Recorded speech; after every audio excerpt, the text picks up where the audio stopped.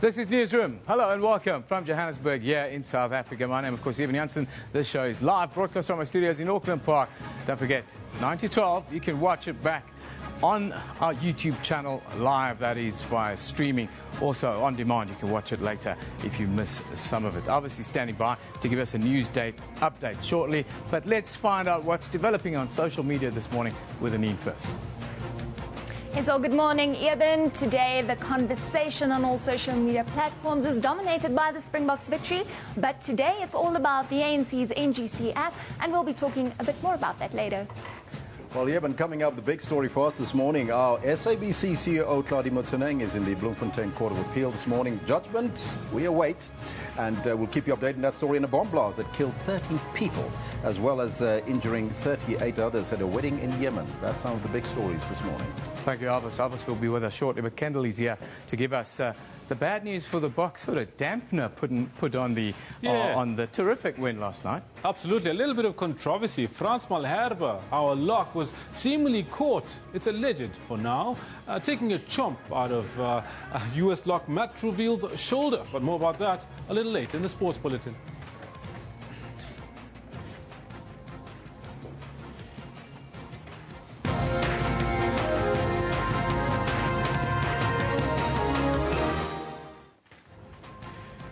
Now your headlines this hour.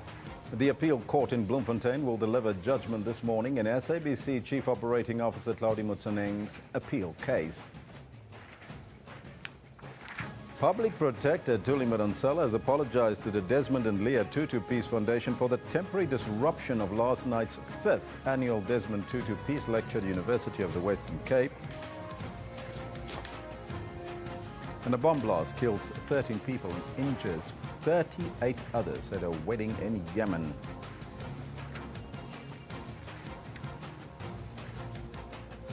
Now that's all your news headlines. Let's find out from Kendall what will be coming up in your sports news. No, thank you very much, Elvis, and a hearty good morning to you all back home. A quick sneak peek into what we've got in sports for you today. Controversy clouds the Springboks' victory over the United States as prop Frans Malherbe is caught seemingly taking a bite out of US lock Matt Trouville's shoulder. And then Namibia bagged their first ever World Cup point, a losing bonus point in a closely fought 16-17 loss to Georgia. Sepp Blatter has been suspended by the FIFA Ethics Committee. More on that later in the Sports Bulletin. Of course, back to you, Elvis. Thank you, Kendall. And if you've just joined us, Jumbo Africa on this Thursday. And a very warm welcome as we broadcast live from our Auckland Park studios here in Johannesburg to the rest of the African continent. Our top story this hour. The appeals court in Bloemfontein will deliver judgment this morning in SABC Chief Operating Officer's Claudie Motseneng's appeal case. Now, he's appealing against the High Court ruling that he be suspended and disciplinary steps be taken against him. The Democratic Alliance went to the High Court to enforce remedial action that was proposed by the Public Protector Thuli Madonsela. The Public Protector's report dealt with allegations of gross maladministration and abuse of power at the public broadcaster, as well as the irregular appointment of Motseneng. The High Court in the Western Cape ruled that Madonsela's findings were not binding or enforceable. However, they could also not be ignored and needed to be properly considered. The appeal court reserved judgment on the 18th of last month. Now, for the latest on the case, we cross to SABC special correspondent Richard Newton, who's in Bloemfontein. A very good morning to you, Richard. And can you paint us the picture of the scene outside the appeals court in Bloemfontein? Is there a number of supporters like the last time we saw? Well, good morning, Elvis. No, it's very different here this morning. As you correctly stated, last time there were a group calling themselves the Friends of Claudie Motseneng who were here to support him. There were members of political parties involved in this action that we're here. But today, it's just myself at the moment and our crew out here. We're expecting the judgment to come through in the next 15 to 20 minutes. And of course, as you correctly said in the run-up to this crossing, that it is the appeal of our COO, Mr. Tlali Motsoeneng, against that High Court judgment. Now, of course, this is being watched by people all over the country for the implication it will have on the public protector's findings on that issue, because this is where the entire process started. You'll recall that her report made certain suggestions. The DA felt that they hadn't been implemented, took it to the court, and eventually we wound up here. So whatever judgment is made here today, people are watching to see how that will impact on the issue of the public protector's findings. Are they enforceable? Are they binding? Can they be ignored? Should action be taken? That'll all come into play. And as I say, we're expecting within the next 10 to 15 minutes that judgment to come down, and it is on the issue of the suspension and the disciplinary hearing that was ordered by the High Court. Will the CEO be present this morning in court? Well, we haven't seen him, but we have seen SABC legal representative here this morning. Obviously, as you well know, Elvis, with cases like this, once the judgment has been read, and it is purely just the very basic judgment that is read, then the legal teams need to go and look at the documents, because there is a much bigger document with all the details in. So they'll need to go and look at the judgment. They'll need to look at why certain decisions were made or weren't made. So I would imagine that once the judgment is made, we will get comment from people who will need to study the entire document before making a decision on the way forward. Now, so you said in the next couple of minutes. Do we know exactly what time that will happen and that judgment will be delivered? Well, we expect it to come down at about 9:15. You know, there may be some administrative jobs that need to get done first, so it may be a little bit longer than that. But we certainly, within the next half an hour, expect that judgment to come down. And as I said earlier, it will just be the very basic conclusion and maybe one or two recommendations. But the real meat of what the judges thought about this and what their decisions were based on will, of course, be in a much more comprehensive document, which the legal eagles will then look at and decide on how to take it forward, whichever way the judgment goes this morning. Richard, you'll keep us updated as it unfolds there in Bloemfontein. That's our special correspondent, Richard Newton. Public Protector Thuli Madonsela has apologized to the Desmond and Leah Tutu Peace Foundation for the temporary disruption of last night's 5th annual Desmond Tutu Peace Lecture at the University of the Western Cape. The Arch made his first public appearance after several spells in hospital, marking his 84th birthday. Now, as Madonsela gave the lecture, a group of about 10 people wearing T-shirts with the slogan "Black First, Land First" began to shout and sing. They were quickly escorted out of the venue by security personnel. Madonsela later said she'd heard that the group aims to follow her around and disrupt her program. Madonsela delivered the 5th annual International Desmond Tutu Peace Lecture at the University of the Western Cape last night. The lecture was titled "Peace and Democracy. What's Law Got to Do with It?" Madonsela says the dialogue is in line with the recent UN development goals that talk of the provision of justice for all. She says law can be a healing and transformative force. Last night was also the very first public engagement for the Arch, who has been in and out of hospital for the past few months for a persistent infection. Thousands of COSATU members marched countrywide yesterday in their call for socio-economic changes. They demanded a national minimum wage and better public transport system, among others. COSATU led marches for the National Day of Action in various cities and towns, including Kimberley, Durban, Cape Town and Polokwane. The day was part of the World Day of Decent Work. The Labour Federation also calls for the suspension of the nuclear procurement program and the scrapping of e-tolls. The Labour Federation goes to the National Elective Conference next month. Most top leadership positions are expected to be hotly contested. Deputy President Cyril Ramaphosa has met with traditional and community leaders from Vhembe district in Limpopo to discuss the demarcation of municipal boundaries. The leaders met Ramaphosa at the Union Buildings in Pretoria. The community has gone to court to review and set aside the Municipal Demarcation Board's decision to create a new municipality in the Vhembe district. They are opposed to the inclusion of the Molomolele and Vuwani areas into the newly established municipality. Ramaphosa and the leaders have agreed to allow the court process to unfold before taking any further action. Back home here at the SABC, we are adamant that there's nothing illegal about the way in which we obtained the emails relating to the Bob Hewitt rape and sexual assault case. The public broadcaster has been accused of hacking into computer systems to obtain the correspondence. Those emails show that Hewitt's accusers communicated extensively with each other before his trial. This is despite them having testified in court that they had only a limited contact and never discussed the case. Hewitt was sentenced to 6 years in prison earlier this year after having been convicted on 2 counts of rape and 1 of sexual assault. We spoke to SABC spokesperson Kaiser Kanyago, and this is what he had to say. We have verified that. I've talked to all the relevant people, and we are sure as the SABC that they are authentic and they were acquired legally. And if there's anyone out there who believes that we did not get them legally, there are courts that are available, or you can even open a case, because hacking is a criminal offense. Therefore, they can go and open a case and then the truth will come out. That we got it independent of them, and we have made sure that we acquire them, and that's why we have put some of them onto our website for people to see. But this notion that we are working with Bob Hewitt's lawyers is not true, because it gives an impression that we are siding with one of the two. Even if these things were about the other side, we would still have done our journalistic duty of exposing them. If it's been broken by the SABC, then people believe that there must be something sinister. And I can assure the public of South Africa that everything is authentic, it was done according to the book, and everything we are clear and confident, and we'll protect our sources with everything that we have.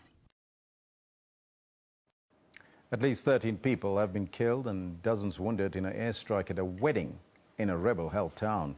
Witnesses say the wedding was hosted by a tribal leader who was known to support the Houthi rebels and were carried out by the Saudi coalition, which is in support of the Yemeni president. Medics and witnesses say the bombing targeted a house hosting a wedding celebration in Sanban in Dama province, some 100 kilometers south of Sana'a. The source of the bombing is still not known. However, a pro-government Saudi-led coalition in March launched an air campaign in support of President Abdrabbuh Mansour Hadi against Iran-backed Houthi rebels. The coalition has been accused of several deadly attacks that hit civilians.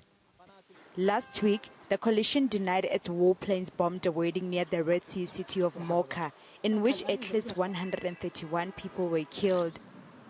The United Nations said that the incident may have been the deadliest episode since March, when the Riyadh-based coalition launched its air war as the rebels advanced on the second city of Aden. The United Nations says around 5,000 people have been killed and 25,000 wounded, many of them civilians, in Yemen over the past 7 months. Now that's your news, local and international for now. It's now over to Eben. Yeah, thank you very much, Elvis. Now, as we head into the warm summer months, thousands of consumers will start looking into opening new accounts to stock their cupboards with the latest in-season fashion trends, as well as signing up at the gym to get into shape. But opening a new account may not be as easy now as you think. The Credit Ombudsman has made some changes to the Credit Amendments Bill after they recently dealt with thousands of consumer complaints. Heavy spenders have ended up being blacklisted or being handed over for debt collection simply because, well, they paid the accounts or didn't pay their, or complied rather with the terms and conditions of the agreements they signed. Now, joining us today in studio is the Deputy Credit Ombudsman, Rihanna Steyn, who will tell us about the changes to the new Credit Amendments Bill. Very good morning to you, Rihanna. Thanks for joining us. Good morning, Eben. Now, it seems in the recent past as if opening store accounts, getting credit cards, that kind of thing is the easiest thing. But this has all changed now. Tell us about the changes that you have implemented. Yes, well, of course, it's not us that implemented it. We, of course, just going to apply the law.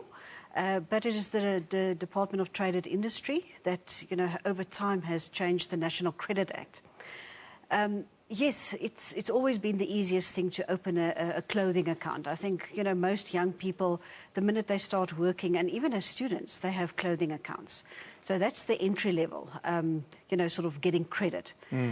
And it was very easy. You know, people just arrived just with an ID and they managed to open an account immediately because they saw something in the store that they wanted, and within, I don't want to say minutes, but they could open an account there and then. Yeah. But at the same time, we've seen all these press releases and in the news, too much reckless credit, too much over-indebtedness. And I think our government was trying to try and put a stop to this. So one of the things they did is they're going to make it more difficult for somebody to get credit. That first store account. You know, previously maybe only an ID was good enough. Now they're going to ask for 3 months' pay slips. You know, that's already, you know, sort of quite a high bar. And in addition to that, they're going to now give you some expenses. If you declare that your expenses for the month is 300 rand, and that's what people did, in order to make the sums balance, they're going to say, thank you for that, but we're going to insert an amount here for your monthly expenses, which is based on a table based on your income. Because they saw that people are lying about their expenses in order to afford the credit. So they're trying to close that loophole as well. Consumers in South Africa, do they understand the Act well enough, firstly? And then I'm talking in the context of skipping payments and thinking that, you know, later on you can always make it up. How important is it to keep up with regular payments of your debts? Well, it's extremely important, and people do not understand this.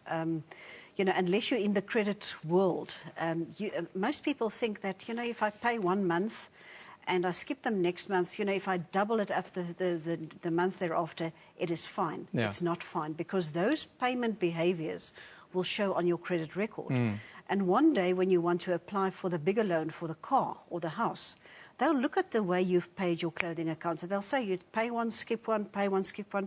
No, you're not a good payer. And people don't realize this. They have no clue that every single month, as you pay your accounts, the information is sent through to the credit bureaus every single month. If you short pay, it will actually reflect as a no payment. So consumers, that's the other warning. They open these clothing accounts, not really thinking whether they'll be able to afford every repayment, until it's finished.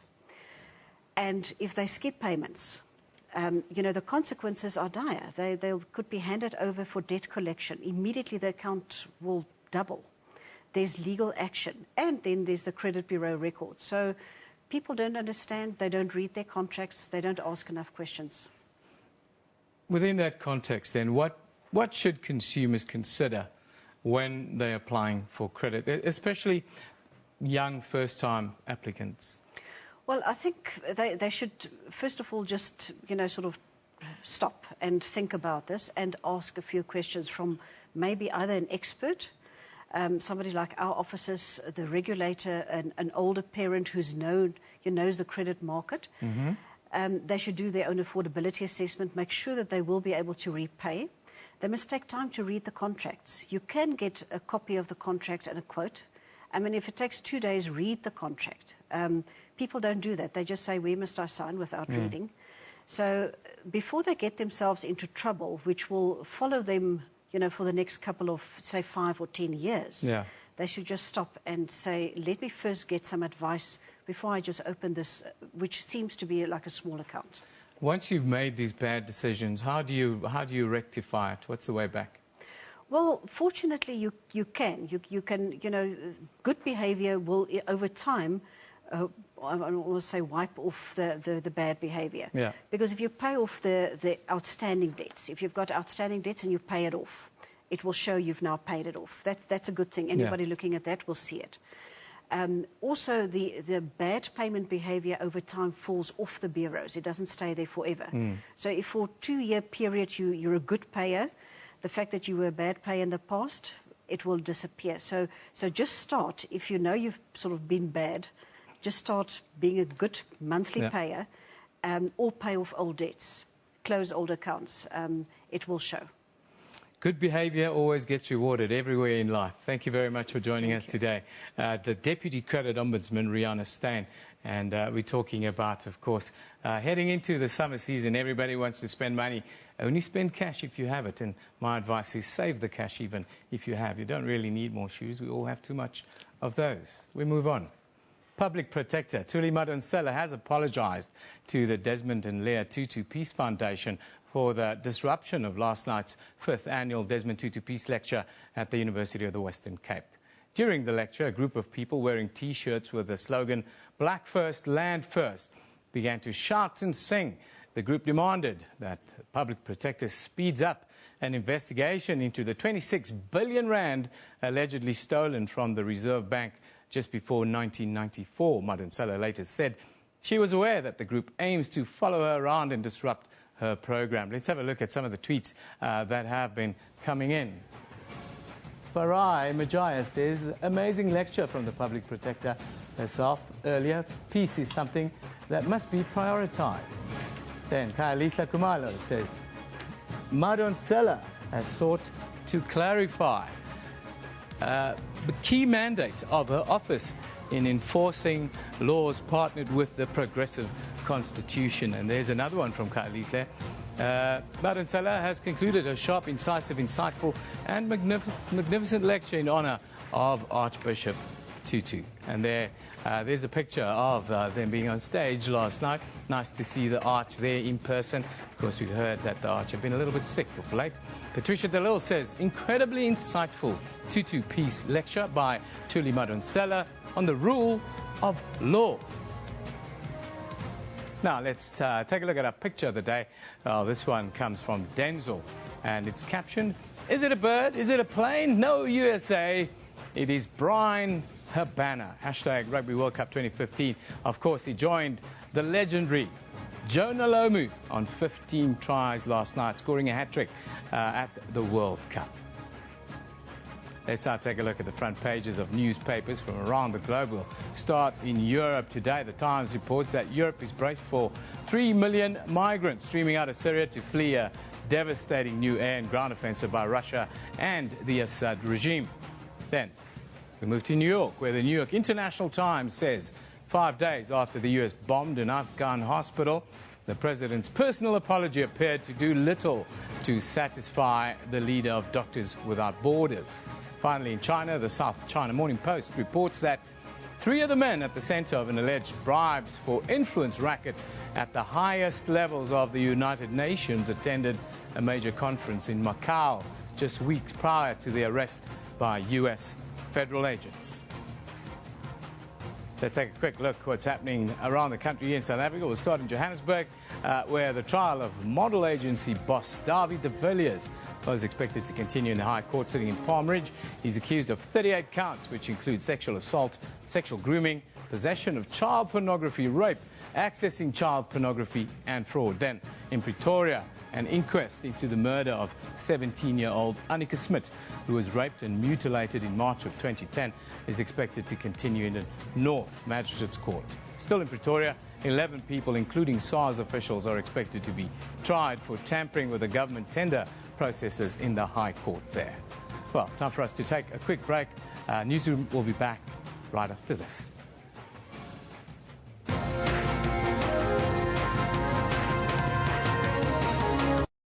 SABC brings to you Rugby World Cup 2015. Africa's tech scene is constantly coming up with innovative ways to answer some of the continent's problems. We source content from social media, from our mobile apps, from our website. And as people move from phone calls to data, companies have to switch what they offer. People expect to get higher speeds, better quality broadband for less. On Network, we have information on Africa's technology and social media scene. That's Network with me, Phumelele Zondi, every Sunday at 9 p.m. Central African Time, only on SABC News.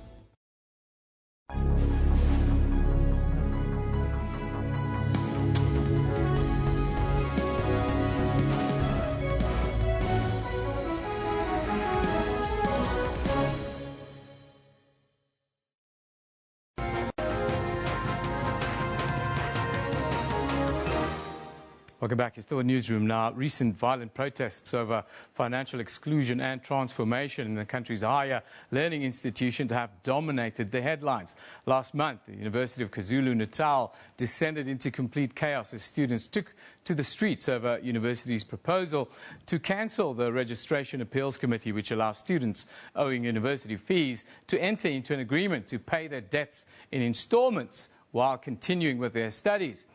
In response to these and other unprecedented levels of violence, President Jacob Zuma earlier this week announced that a task team will be set up to urgently address students' funding challenges at tertiary institutions. The task team will comprise of representatives from the Department of Higher Education, the Presidency, NSFAS, student organizations and university leaders. Now, joining us from the capital, Pretoria, in our studio there is Kaya Nkwanyana, the Media Liaison Officer for the Department of Higher Education and Training. Kaya, very good morning to you. Thanks for joining us.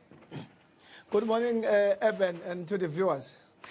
Just tell us quickly about the terms of reference of the task team quickly and how is it going to be set up? How is it going to work?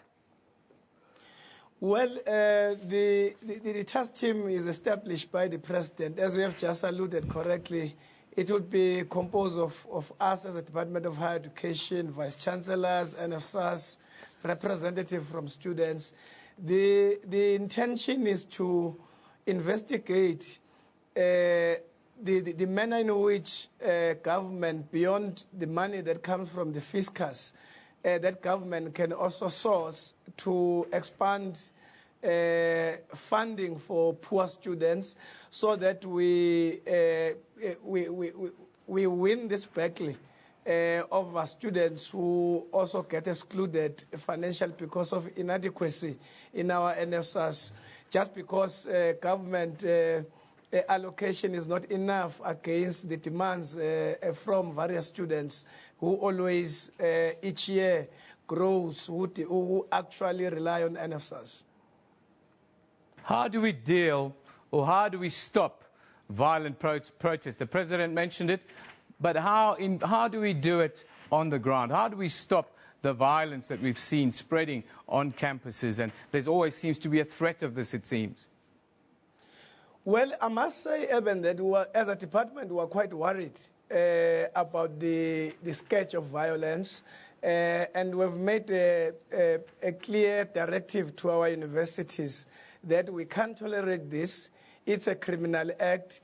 And indeed, where it happens, law enforcement agencies will have to be involved. But also we're engaging with student leaders. We have started training of leaders now, SRC leaders and student organizations on leadership, because we think that this is also a manifestation of poor leadership. We got to deal with this. We condemn it in the strongest term, and we categorize it as criminal.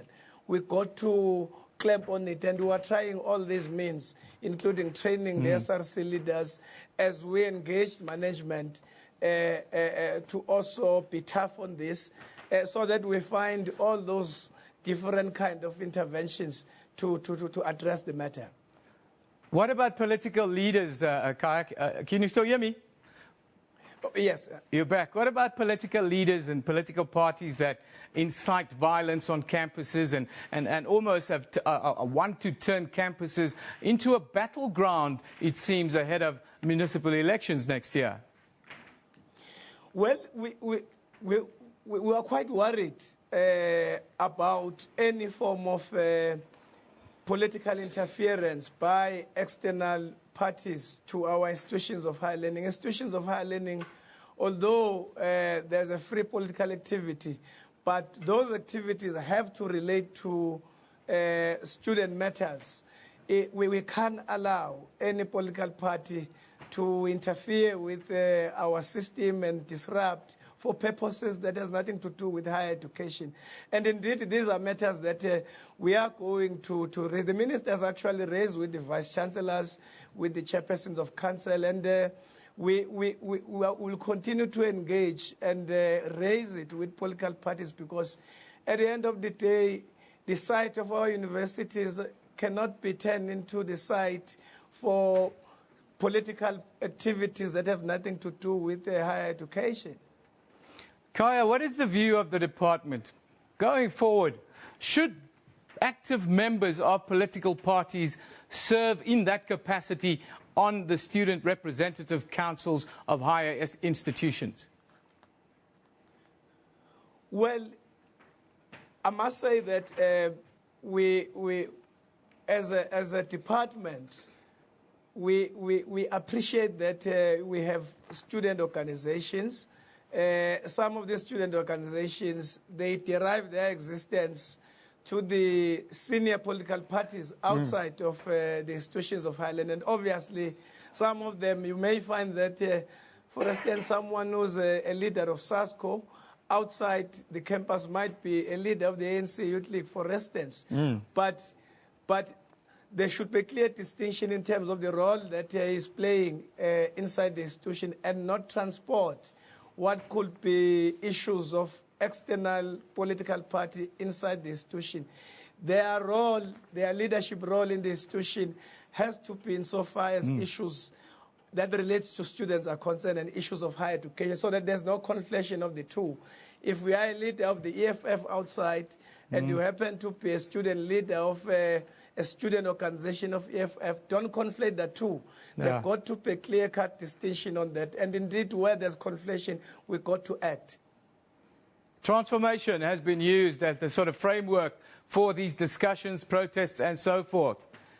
How are you going to escalate the discussions around transformation with the vice-chancellors that you met with earlier in the week? Well, we are quite pleased that all of our vice-chancellors embraces the call for transformation.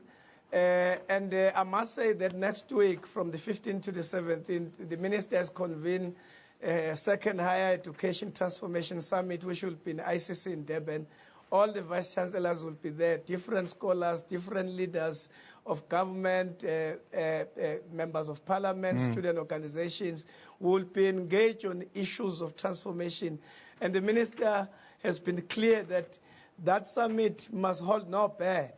We've got to be honest to each other and able to emerge with the resolutions that will take us forward and say what are the critical issues of transformation that we must deal with. Issues that have arisen in areas like Stellenbosch, issues of institutional culture, issues of dual languages, issues that have emerged in UCT. All of those issues are going to be dealt with there, but also we'll be saying, how do we intervene to our institutions that were declared before '94 as historically disadvantaged institution or your Bush institution, so that we have catch-up interventions to say how do we intervene to them in terms of the systems, in terms of infrastructure built, so that in the next 5 years or so, they are equal to the level of your Wits, of your Stellenbosch, of your University of Pretoria. So we are going to fast-track radically the issue of transformation in this particular term of office. Quickly, just give us the sort of time frame that you're looking at for the task team to implement the recommendations. Well, as you might be aware, that the task team will be reporting next month before the end of November. These are urgent matters. We are towards the end of the year.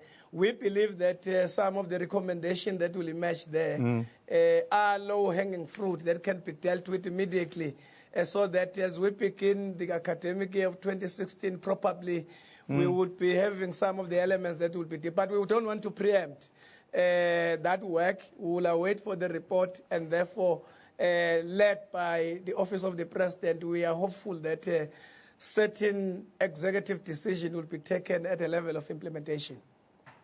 I thank you very much for joining us, Kaya Nkwanyana, who's the spokesperson for the Department of Higher Education and Training here in South Africa, talking about, well, recent violent protests around issues of transformation and funding at our tertiary institutions. Of course, let's go back to the good news, where the Springboks progressed to the quarterfinals of the 2015 Rugby World Cup last night. They defeated the United States 64-0 in their Pool B match in London to secure themselves a spot in the last 8 of the tournament. But their victory has been soured slightly by an alleged biting incident involving, tight head prop Frans Malherbe. A photograph taken by a local lensman appears to show Malherbe biting into the shoulder of an American player. I must say, though, I've read up on it, and the American player did not complain afterwards. He says he doesn't have any bite marks. Neither does he think that he was bitten with any intent. Of course, the comments have been coming in are varied. Let's have a look at some of the comments coming in with regards to the box. Wasifa says, just think about it, 3 more games and we could be adding 2015 to our shirts. Inshallah, God willing, says Wasifa. Gareth Malian says, finally a Boca team we can get behind. Wait, isn't this the same team we were swearing at 2 weeks ago? A shame. Gareth Meyer. Gareth, we love a winner. We are a nation of winners. Mbali says, so Bafana is playing at 4 a.m. tomorrow and they are not Boca, so the chance of them winning are, and that's not motivation. Sigh. Don't be so negative. They're playing, of course, in South America. Christine Duplessis says, well done, Box. You made us proud. Rugby World Cup 2016, it's 2015, my dear. Rudolph says, South Africa kept the opposition scoreless for the 4th time in a World Cup game, more than any other team in the competition's history. Rudolph, it was a second-tier American team with 12 changes. The man on the night was hat-trick hero Brian Habana, who tied Jonah Lomu's record of 15 World Cup tries with that hat-trick against the United States last night. It was a fantastic night for him at the Olympic Stadium in London. Now let's take a look at what is on Newsroom Facebook page today. The South African Transport and Allied Workers Union and management of the AGOA bus company are expected to meet in Port Elizabeth on Wednesday morning to try and resolve the ongoing bus strike. Then, exiled former Lesotho Minister Tom Tabane has finally appeared before the Commission of Inquiry established by the Southern African Development Community to investigate the political tensions in the kingdom. And the family of honeymoon murder victim Annie Devani will attend a North London coroner's court today to hear whether her husband Shrindavani is prepared to answer questions about her death. All of those news on our Facebook page. You can go to our Facebook page, like it. In your stream, you'll get all these updates periodically, tell you what's happening in the world. You're watching Newsroom. We will be back with you after a short little break.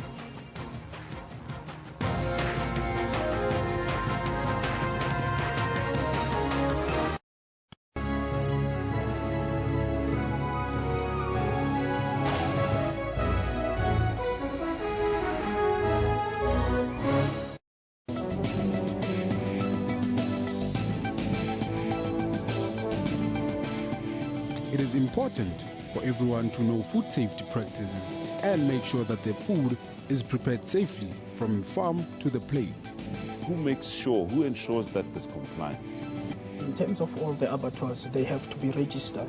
So when they are being registered, they are actually audited fully to make sure that the structural requirements as well as the hygiene requirements are met.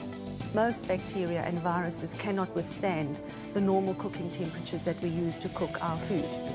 The bigger retailers cannot be seen as being insensitive to the food safety requirements. There are many consumers that actually go shopping with a cooler box and ice packs so that they don't break the cold chain, because a few hours outside the temperature that it should be already shortens the shelf life of that product. Join me on Health Talk every Saturday morning between 9 a.m. and 10 a.m. as we unpack current health stories. SABC brings to you Rugby World Cup 2015.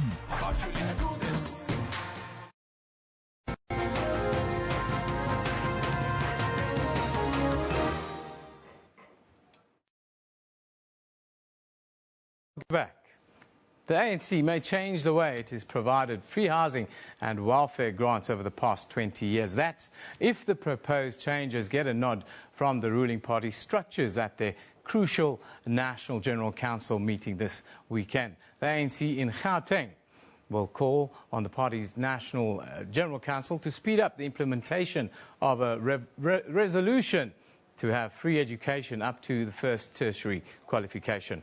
The call follows the ANC Youth League's accusing Higher Education Minister Blade Nzimande of having failed to deliver free education since becoming minister in 2009. The ANC in Gauteng wants SMMEs setting up businesses in townships to be given incentives to support the revival of the township economy. This is one of the issues that the provincial ANC will be putting on the agenda of the ANC's National General Council this week. Now, interesting development. There's also an NGC, National General Council app that's being launched. Now, Anine is here with me to tell us a little bit about this. Interesting, Anine, you've had a look at this, the ANC's NGC app. Tell us what you think and how it works. Even very exciting that the ANC has decided to take the step there into the digital era now, at least. But I must say, with all of the excitement, I am a bit disappointed because this app is only available for delegates, so not really for the general public. But I really think it is still a smart move by the party, since even we know registration starts today for the NGC. We're expecting more than 3,000 delegates there. So, Eben, the question is, how do you kind of incorporate everyone, give everyone a little bit of a voice, and try and, you know, get everyone's opinion on what's being discussed? So with this app, this is what the ANC has tried to do. They're saying that the delegates can download this from the App Store, go on and register, and then they will kind of have a team to moderate what input these delegates want to give to what is being discussed at the NGC. So really a clever way for the delegates. The media will have access to this app a bit later on today. You're going to have to sign in with a password, so unfortunately, if you think you can sign into it, maybe not. The app you can get at the App Store, I would think. Yes, definitely. But like I said, unfortunately only for delegates and for the media. The ANC also says that it intends to live stream some of the open discussions at the NGC, which is a very clever move. Again, just opening that platform for everyone to be able to comment on what exactly is being discussed. We've also seen that the ANC has in the past kind of tried to do this type of thing at the ANC Youth Leagues, women's conferences. They've made free Wi-Fi available. And they say possibly in the future that voting could take place on a mobile kind of platform. So let's hope this really kind of sets the foundation for that and that we'll see that happening in the future. But even, of course, we know that one of the discussion points at the NGC is going to be how the ANC plans to transform the media and how they are planning on kind of stepping into the digital future, but discussing on how they're going to do that for the country. And a big thing there is, of course, the rollout, the affordable rollout of broadband and digital inclusion for everyone. Yeah, that's happening the weekend. Of course, we'll keep you updated what happens at the NGC on this channel and on all our other platforms if you want to know. But quickly, social media buzz by the box. What they're saying about this biting incident, and then, of course, it's all about Brian Obana, isn't it? Well, the biting incident is kind of still new. I think that still needs to be commented on, Eben, but definitely a lot of memes going around. South Africans very happy all around on social media about our victory yesterday. Of course, the score has just made this a whole lot of fun for everyone.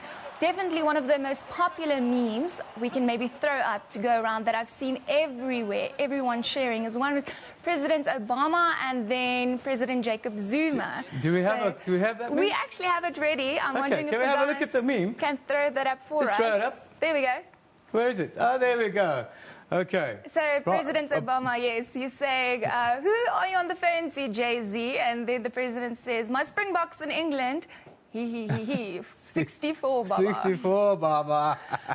Yeah, Barack Obama. I'm sure that, you know, the Americans, they will not be reporting on this event at all. That's just the way they do business. We should do the same. If your national team lose, you should just have no column space at all. That's the American way. But Anine, thank you. We've got some breaking news, developing story that we've got to go to quickly. Thanks. You'll be back a little bit later. Give us another update. Bring us some more of those memes. Always nice to look at, the fun side. You know, we all have a bit of fun on social media. But you've got to be serious. Now, judgment has been delivered at the Supreme Court of Appeal in Bloemfontein in the case of the SABC CEO, Mr. Hlaudi Motsoeneng. For the latest, let's go back to our specialist correspondent, Richard Newton, who's standing by. Very good morning to you, Richard. Good morning, Eben. Richard, quick update. There's been developments. Judgment has been handed down. Yes, the judgment has been handed down, and for those who are unaware of the workings of the Supreme Court of Appeal, it is literally just a 10-second judgment. The details are in the paperwork. But the judge has come in, Judge van der Merwe came in, and he just said in the matter of the SABC versus others and DA versus others, the matter has been dismissed with costs. So that means that the appeal brought by the SABC and by the COO has been dismissed with costs. Now, what exactly that will entail and how that will play out going forward will be dealt with by the legal representatives. We do have the SABC legal representative here at the moment in chambers. They'll be looking at the documents, getting the entire judgment from the full bench that sat hearing this, and they'll look into it and see where to go to from here. But the main news, breaking news coming out now, the appeal has been dismissed with costs. And as soon as we have more information on the way forward and on what this means to all parties involved, we'll get back to you, Eben. Well, Richard, hopefully you can get one of those legal representatives to join us at the top of the hour at about 10:15 now, maybe at 10 o'clock. Thanks for that quick update. Richard Newton coming to you live from the Supreme Court of Appeal in Bloemfontein, where this case has been dismissed.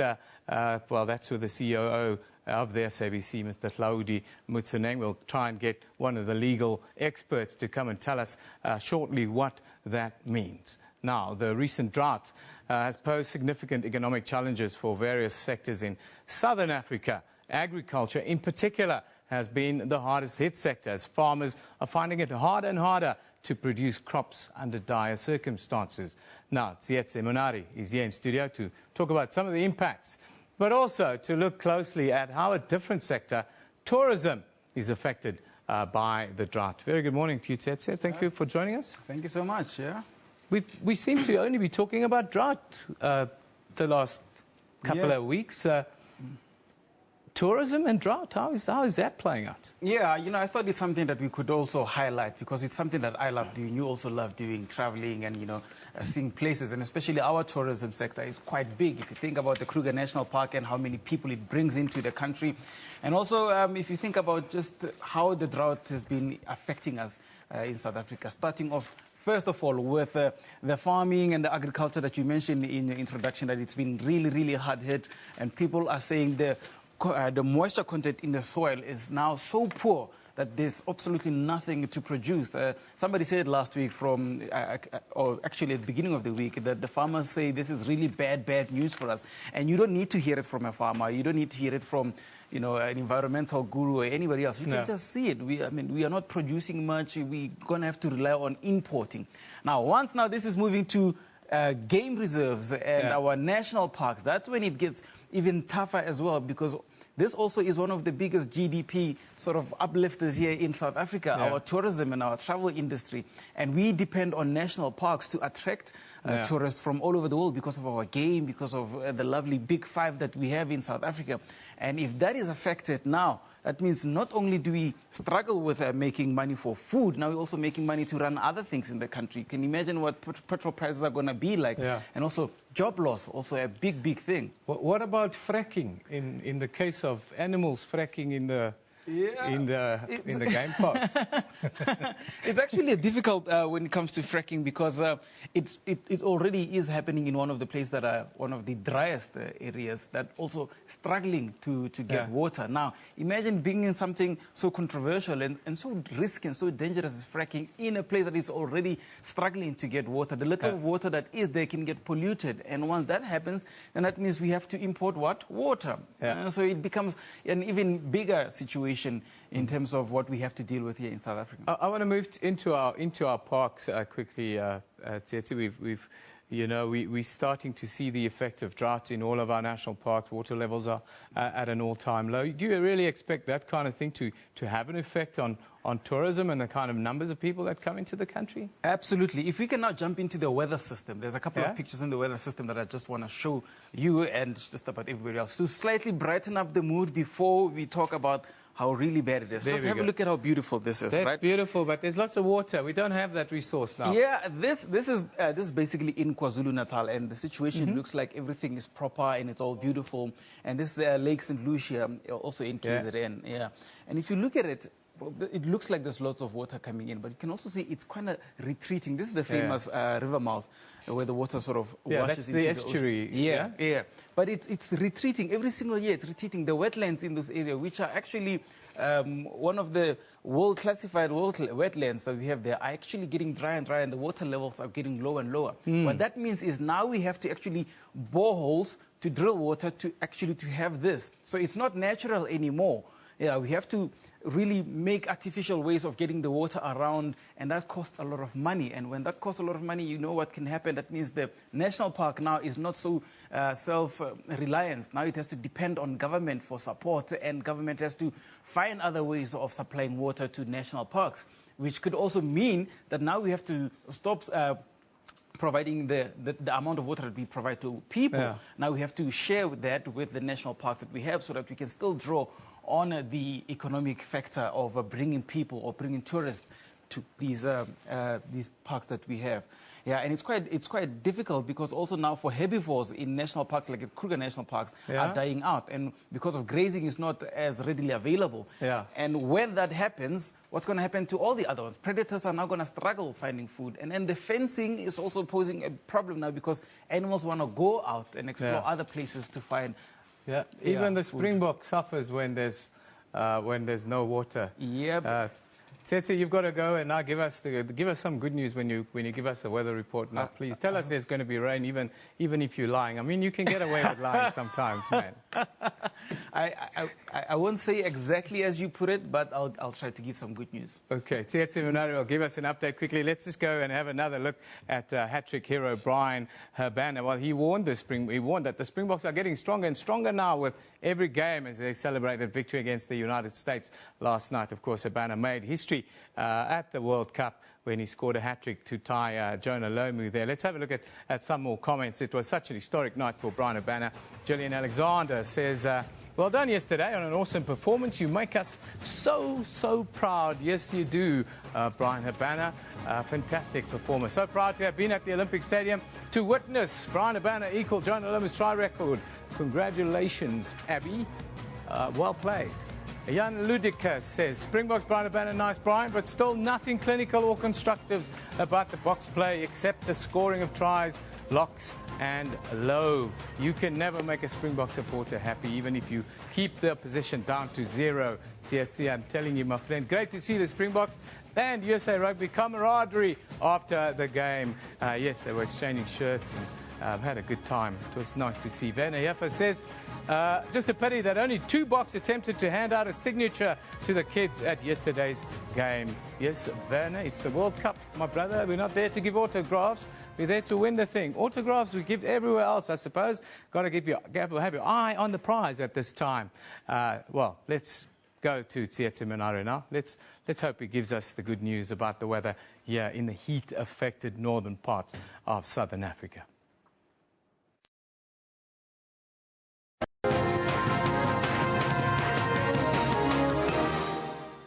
Okay, time now for the weather, and there is a little bit of good news in terms of the rainfall that we spoke about just a while ago. There's possibilities of showers throughout the northern part of Gauteng, as well as over some parts of the northwest, Limpopo province, and over some parts of Mpumalanga, and partly cloudy skies. So the cloudy conditions, hopefully it's a good build-up for rain to come through, and you'll see for tomorrow it spreads all the way towards the northeastern part, going along the coastal region. So yes, some good news, there is possibilities of showers coming in, although it's a small chance of rain, but let's just hope it grows into something bigger. Clear skies are expected for much of the west, as well as over the interior of southern Africa.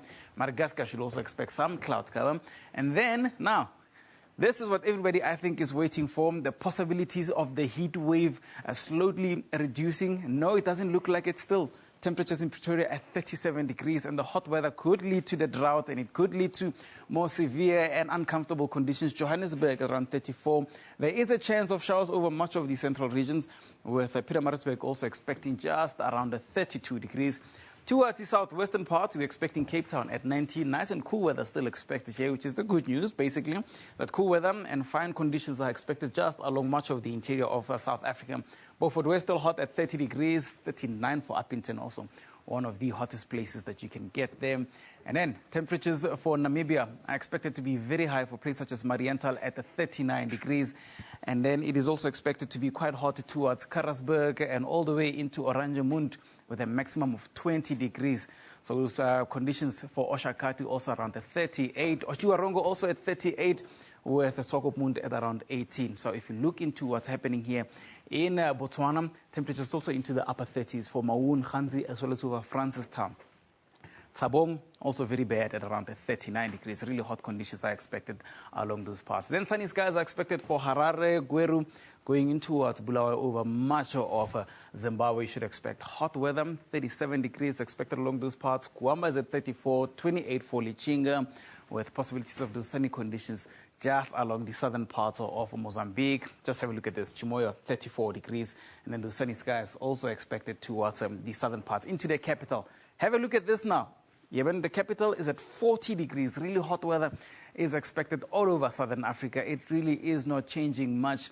And then the 27th towards Farafangana as well as over Finland. So this is pretty good, and it is expected to remain so for the next couple of days. And further up north, Antirabe 29, Majanga 33 as usual. It's always just around into the lower 30s. That's basically it for the weather, but do stay tuned. There'll be more here on SABC News. 40 degrees in Maputo.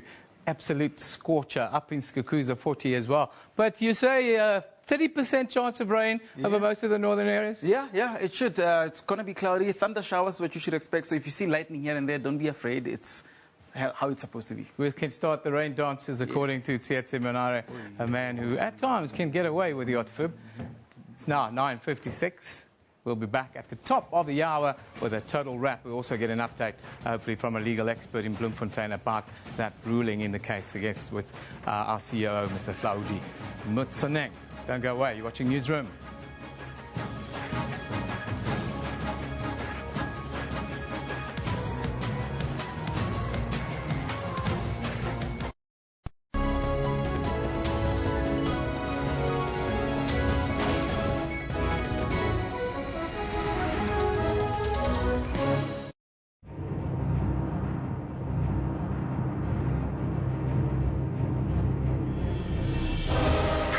For victory requires intense effort and teamwork. When you get to it, there is no turning back, because all eyes are on you. When it's action time, nothing should stand in your way. Sports Live tackles and analyzes all the sport action. This is the home of all your sport news, updates, and more. Sports Live weekdays at 8:30 p.m. This is Rights and Recourse. This act says we are all the same, we are all equal before the law. I have a fundamental problem with her saying that traditional leaders are recognized as the de facto owners of the land. That isn't in the Constitution, nor is it in any law. Unpacking your legal rights and cost of action. The Constitution starts from the point that we are one country and that we need to have a system that actually consolidates that, but also recognizes the different compositions of different communities. With due respect to Aninka, I know she is happy that her queen in England, she's the owner of the whole land, she's not having any politics. Chief Mukwena, we will get to some of the other issues. You must withdraw that Aninka's Queen of England. Please, that's completely unacceptable. That's Rights and Recourse, Sundays at 2 p.m. on the SABC News channel.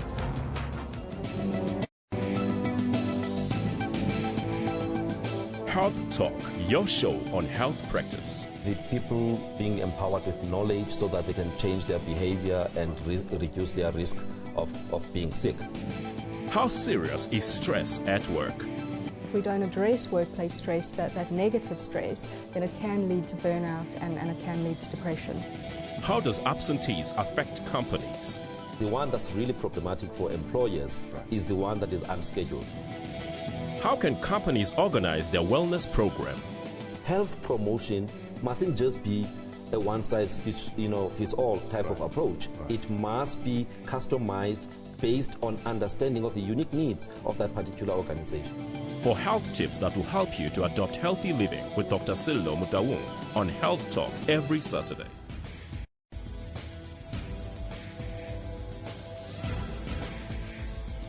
Technology is all around us and is improving lives across Africa, like how young Nigerians are connecting to the internet. There are doctors finding new ways to save lives in Cameroon, and the South African public transport system that is now getting Wi-Fi. We have gadgets, apps and loads more, some of which play a big role in Africa's growth. A huge part of this African growth is technological innovation. To find out a bit more about social media and technology news from here in Africa and abroad, join me, Phumelele Zondi, every Sunday at 7:30 p.m. on SABC News. SABC brings to you Rugby World Cup 2015. Let's do this.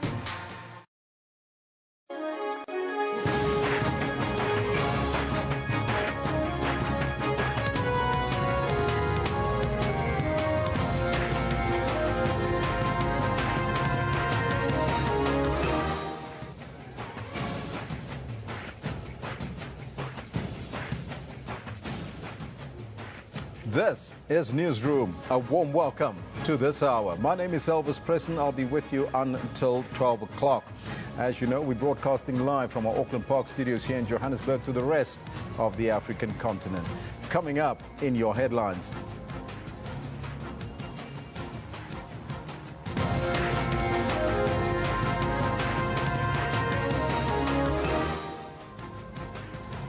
The appeal court in Bloemfontein has dismissed with cost the application by the SABC Communications Minister and SABC CEO Claudie Matseneng.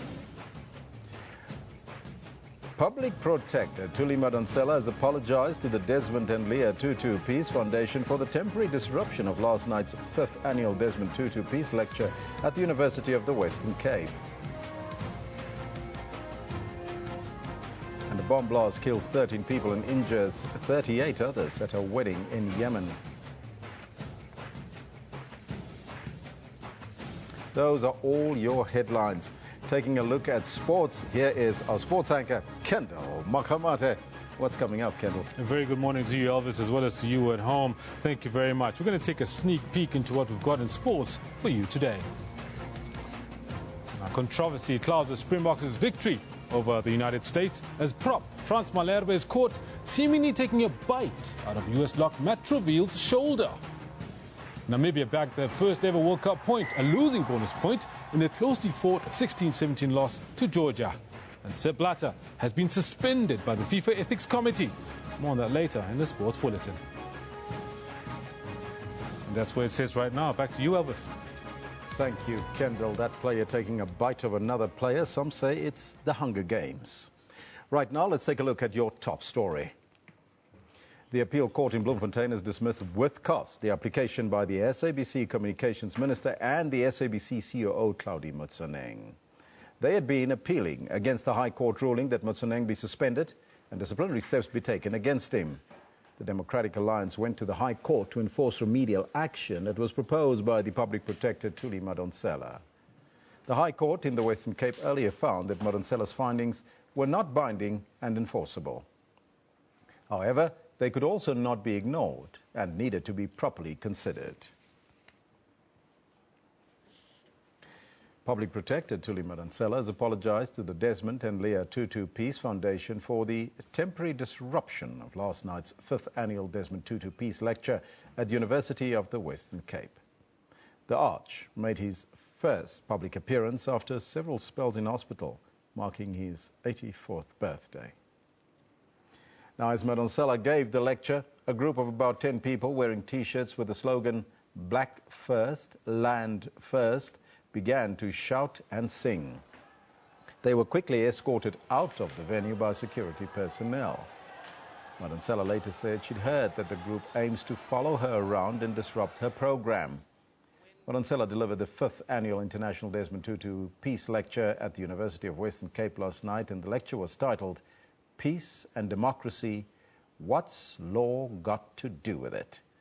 Madonsela says the dialogue is in line with the recent UN development goals that talk of the provision of justice for all. She says law can be a healing and transformative force. Last night was the first public engagement for the Arch, who has been in and out of hospital for the past few months for a persistent infection. And let's hope that the Arch do get much better. Thousands of COSATU members marched countrywide yesterday in their call for socio-economic changes. They demanded a national minimum wage and better public transport system, among others. COSATU led marches for the National Day of Action in various cities and towns, including Kimberley, Durban, Cape Town and Polokwane. The day was part of the World Day of Decent Work. The Labour Federation also called for the suspension of the nuclear program or procurement program and the scrapping of e-tolls. The Labour Federation goes to its National Elective Conference next month. Most top leadership positions are expected to be hotly contested there. Deputy President Cyril Ramaphosa has met with traditional and community leaders from Vembe district in Limpopo to discuss the demarcation of municipal boundaries. The leaders met Ramaphosa at the Union Buildings in Pretoria.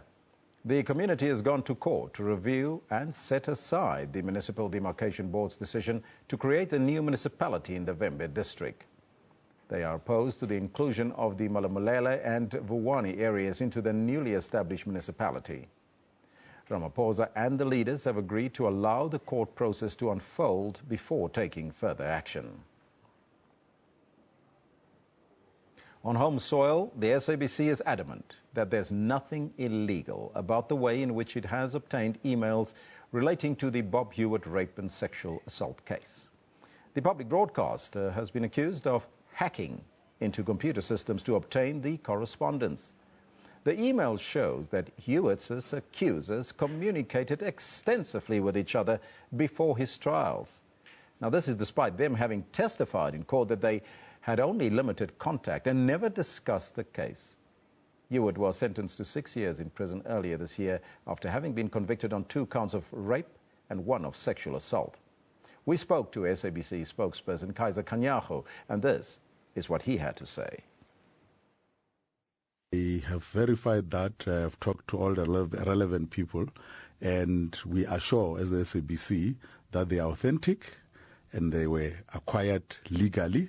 And if there's anyone out there who believes that we did not get them legally, there are courts that are available, or you can even open a case, because hacking is a criminal offense. Therefore, they can go and open a case and then the truth will come out. We got it independent of them, and we have made sure that we acquire them, and then that's why we have put some of them onto our website for people to see. But this notion that we are working with Bob Hewitt's lawyers is not true, because it gives an impression that we are siding with one of the two. Even if these things were about the other side, we would still have done our journalistic duty of exposing them. Broken by the SABC, then people believe that there must be something sinister. And I can assure the public of South Africa that everything is authentic, it was done according to the book, and everything we are clear and confident, and we'll protect our sources with everything that we have. At least 13 people have been killed and dozens wounded in airstrikes at a wedding in a rebel-held town. Witnesses say the wedding was hosted by a tribal leader who was known to support the Houthi rebels and were carried out by the Saudi coalition, which is in support of the Yemeni president. Medics and witnesses say the bombing targeted a house hosting a wedding celebration in Sanban in Dama province, some 100 kilometers south of Sana'a. The source of the bombing is still not known. However, a pro-government Saudi-led coalition in March launched an air campaign in support of President Abdrabbuh Mansour Hadi against Iran-backed Houthi rebels. The coalition has been accused of several deadly attacks that hit civilians. Last week, the coalition denied its warplanes bombed a wedding near the Red Sea city of Mocha, in which at least 131 people were killed. The United Nations said that the incident may have been the deadliest episode since March, when the Riyadh-based coalition launched its air war as the rebels advanced on the second city of Aden. The United Nations says around 5,000 people have been killed and 25,000 wounded, many of them civilians, in Yemen over the past 7 months. Now that's your news for now. Kendall Makamate is standing by with your sports news after this.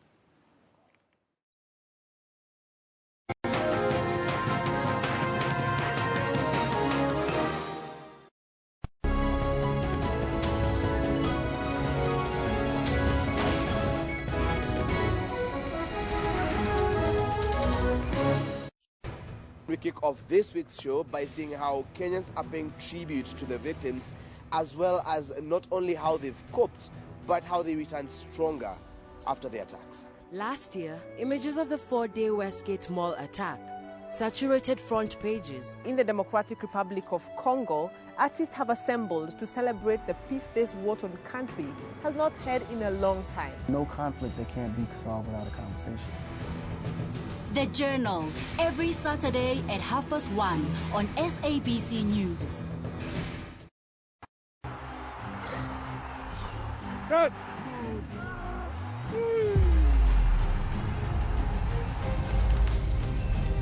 Point. Six.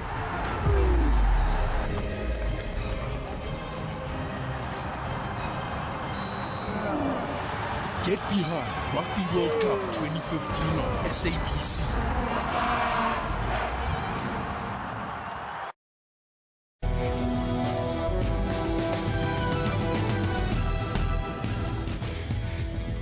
The internet has been found to be a tool used by militant groups when recruiting members. This has forced governments to create tighter internet laws. Technology has also been used to call for social change, as was the case with the abducted Nigerian girls. The people on social media are some of the society's most influential. If they get an issue started, you're likely to have that issue become a national issue. And on Network, we tell you about this serious side of technology, but we have fun too with gadgets, games and cars. That's Network every Sunday at 19:30, only on SABC News. SABC brings to you Rugby World Cup 2015.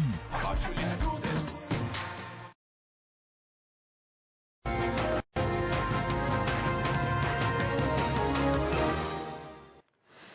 Good morning and welcome back. Thank you very much, Elvis. Now, the Springbok supporters in London were treated to a feast of tries as South Africa thrashed the USA 64-0 to progress to the quarter-finals of the 2015 Rugby World Cup. After a shaky start to the World Cup with that loss to Japan, last night's performance was a huge sigh of relief for both the fans and players. The Springboks will face the loser of Saturday's Pool A decider between Wales and Australia in the knockout rounds. Little dab through from De Vries, Havana's on it, and South Africa make a perfect start to the second half. Less than a minute, check it, I think. Allende comes through, Havana's on his shoulder. That is one of the easiest tries that Brian Havana. By Damien Allende. Coming up roses. Too simple little 10-12 switch. Drawn together, passage of play, and it's fallen short. Lwazi Mbobo wants the bounce of the ball. Lwazi Mbobo looking for the final denouement for this game, and he gets it. Try number 10. South Africa going to double figures to finish things off. The USA's biggest loss since Soldier Field in Chicago to the All Blacks. Now, in this particular bulletin, we'll be chatting to Xolele Sotshelelo, who's a rugby journalist as well as commentator, so he's been very up and close and very personal with all of the rugby matches. But before we have a chat with him, here's another story that's broken this morning. FIFA President Sepp Blatter, according to some sources, faces a 90-day suspension from football if the governing body's ethics judge backs a prosecutor's recommendation. A close friend of Blatter's, Klaus Stolker, says the decision by Judge Hans-Joachim Eckert is expected tomorrow. That's Friday. Meanwhile, FIFA presidential hopeful Chung Mung-joon says he'll be suing Blatter for embezzlement over the Swiss's salary and expenses. The South Korean says he has been charged with violating the FIFA ethics code on 6 counts. If found guilty, he will not be able to stand in the election to find a successor to Blatter. Turning his fire on the outgoing head of world soccer, Chung says he had called on Blatter to declare his salary and expenses during a FIFA meeting in 2002. I asked President Blatter his salary expenses, but he refused. Naturally, for President Blatter to get paid without EXCO approval is embezzlement. That is why I plan to sue Mr. Blatter on his embezzlement in court. Chang is also denying any wrongdoing over his campaigning for South Korea to host the 2022 World Cup. He says he is a victim of a smear campaign. Secretary Jerome Balke wrote me these letters to me and Dr. Han, and this is a copy he sent to me, and this is another copy he sent to the chairman of the Korean Bidding Committee. Yet the investigatory chamber of the Ethics Committee has now asked for 15 years of sanction for this. FIFA's Ethics Committee has declined to comment on Chang's allegations. Meanwhile, Blatter is under criminal investigation from Switzerland's Attorney General regarding a television contract. Blatter's lawyers say he had not been notified of any action taken by FIFA's Ethics Committee. Tutu, SABC News. Now staying with football news, the South African women's under-20 football team will face Zambia in the second round, second leg, 2016 FIFA Under-20 World Cup qualifier this Saturday. That was a mouthful.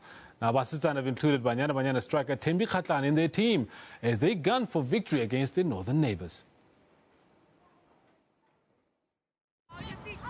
Basetsana hard at work for Saturday's encounter against Zambia.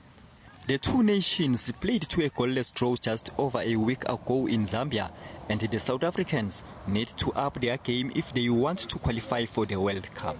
It's about the girls, about women's football in South Africa, that we develop, that we improve, and that we can achieve something. And that's the most important thing. South Africa will be without two key players in defenders Shamel Wilshire and Bongeka Gumede, who picked up injuries in Lusaka.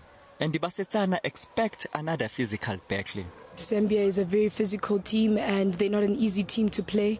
And playing 0-0 with them was actually very good for us. It was one of the strategies that we went into the game not to concede. And coming on Saturday, we hope to be more goal-orientated so that we may score. The Basetsana-Zambia match at Makulong Stadium in Tembisa kicks off at 3 p.m. on Saturday afternoon. Tutu, SABC News, Johannesburg. Right now, one other big story of the day, the Springboks have fulfilled the basic expectations of their hard-to-please fans and romped into the quarterfinals of the Rugby World Cup. This after the 10-try, 64-0 annihilation of the United States. The news, though, has been sullied a bit as prop Frans Malherbe allegedly took matters into his own mouth and bit US lock Matt Trouville. Joining me to talk about all of this, as well as the potential quarterfinal clashes to be played, is rugby journalist Xolele Sotshelelwa. Good morning and welcome back this time, not AM News, but this time to Newsroom. It's been a while, eh? It's been a while. It's been a while, but yeah, I like what you said about the basic expectations.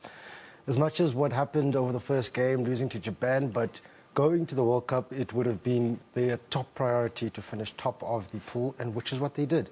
And they got a bonus point yesterday, even though they played a second-string USA team. But all boxes are ticked right now. Forgotten about the pool stages, and what matters is the quarterfinals. Now, having said that, you've covered it actually very nicely. But having said that, the news about Frans Malherbe is hardly the sort of news we would have been expecting to wake up to, because last night we were all talking about Brian Habana, he matches Jonah Look, but this morning, a bite into somebody's shoulder, allegedly. There were a lot of incidents yesterday in that match from the Springboks, which I think the Citing Commission will look into. But yeah, like you said this morning, we woke up to the news of Frans Malherbe, and there is a picture trending right now on social media of him biting the lock forward on the shoulder. But I feel he won't be the only one being cited. There's a couple I saw, if I remember correctly, Bismarck Du Plessis was also one of them who tackled a guy over his shoulders with his arm. You see the problem with that? South Africa, they've got tall players, and I talk of Lut Diaga, Eben Etzebeth. So for them to tackle short guys who are much shorter than them, and the way they tackle the guys like Etzebeth and Lut Diaga, because of their height, they try to get the player with the ball. So in doing that, you run the risk of committing a high tackle. So, yes, Frans Malherbe will most probably be cited and possibly face a ban. Not the best time at the moment to be going through such, especially from a management point of view, but I'm sure he won't be the only one.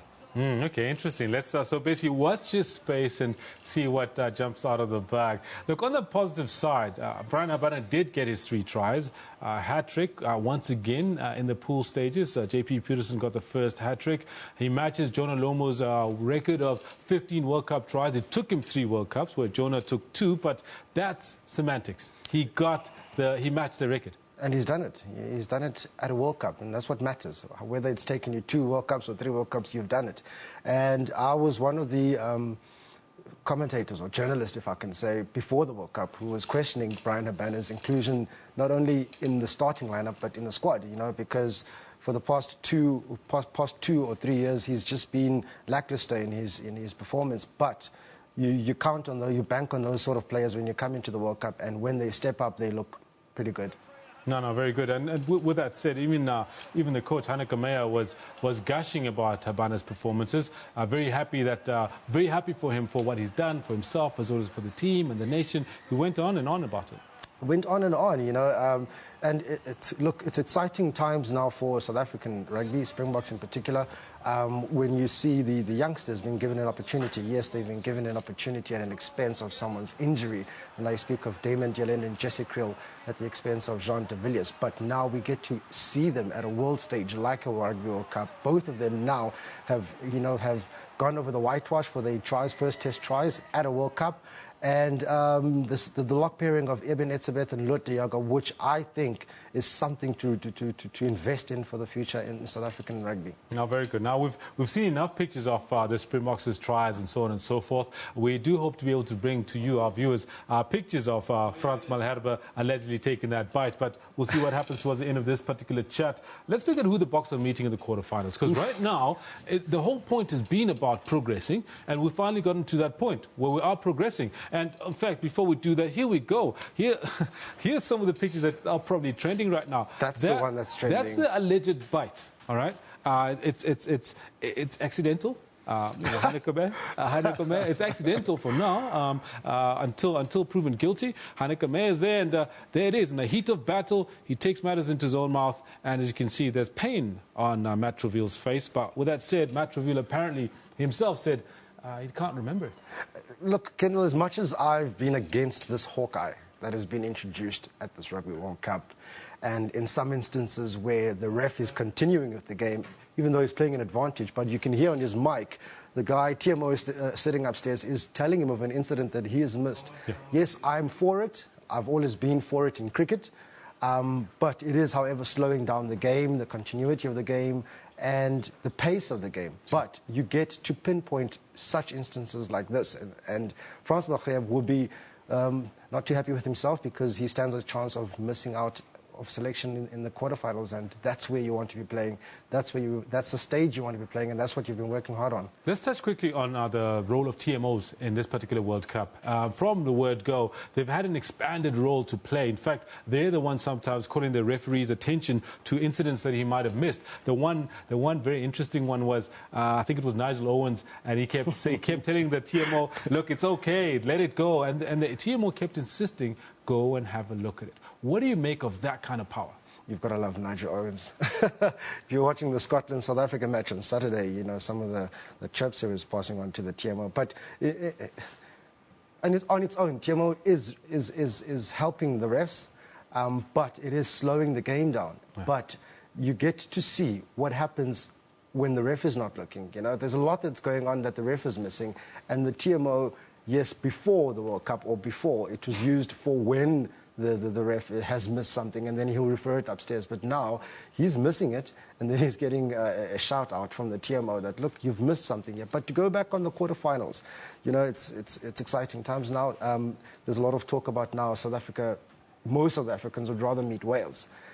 Walking into this World Cup, Wales were never the favourites because of the injuries that they incurred before the World Cup. But you know, to meet Australia in the quarterfinals would do South Africa a whole lot of good because they haven't been tested but I still say it will be a bridge too far for them to take on Australia in a quarterfinal and then go meet New Zealand in the semi-final. They can do it, but will they do it? That's the question. Because Australia have an improved pack of forwards. They still keep their running skills. They're looking lethal. They won the Rugby Championship this year, beat the All Blacks, beat South Africa, beat Argentina. It was a truncated version of it, but they won.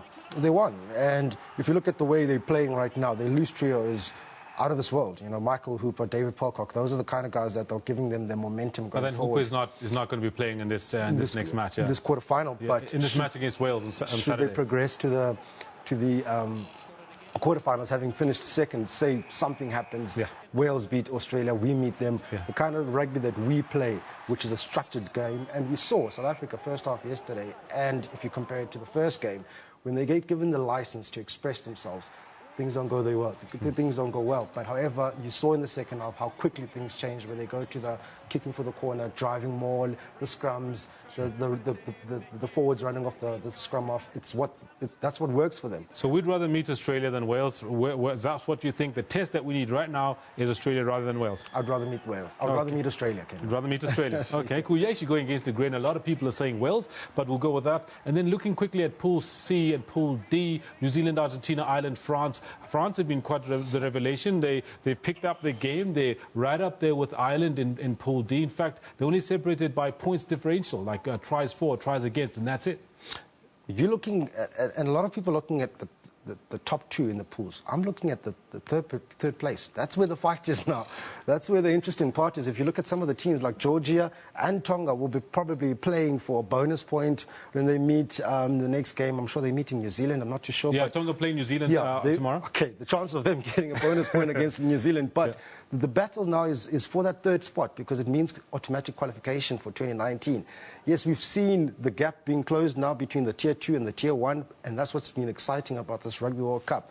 But New Zealand, they've bamboozled everyone. They've just gone in, and they've also haven't been tested yet. But New Zealand do that all the time. They go in, pool stages, they knock everybody out. Quarters, semis sometimes gets a bit slippery, and sometimes happens in the final. Do you think New Zealand have got what it takes this time around with Steve Hansen at the helm, with the kind of experience they've got in their side, to take it all the way? If they don't meet France along the way, then they'll probably take it. Right. Now, what is the likelihood of them meeting France in the... I think if I look at the permutations, they're most likely to meet France. And that's France. That's the Pool D that we're looking at, the island France, and they're right there with each other, right? If I look at the permutations, I think they're most likely to meet France in the semi-finals. And if you remember, they played France in the final at home in 2011. So right now, New Zealand are untouchable. They've been untouchable for the past 2 to 3 years since that World Cup. They won at home. And the Super Rugby, the Rugby Championship, they've been superb. And up until now in the World Cup, you've seen, even though they're playing against Tier 2 teams or teams that aren't, even against that match against Argentina, yes, they were tested in the first half, but we know New Zealand, after 60 minutes, the guys that come off the bench are the difference. Guys like, imagine having a guy like Sonny Bill Williams in your Arsenal sitting on the bench who's going to come in after 60 minutes and change the whole match and still be man of the match. Now, true that. Now, Tolero, thank you very much for coming through. I think we've got lots more to talk about, especially once they've played all these closing matches and pool stages, and we can know exactly who's matched up against them. This weekend is going to be quite special. It should be a humdinger, shouldn't it? All right, Tolero, thank you very much for coming through. Tolero Sochelelwa, our rugby analyst, as well as a rugby commentator, who's very close with the World Cup right now, giving us analysis on the box performance, as well as what to expect in the quarters.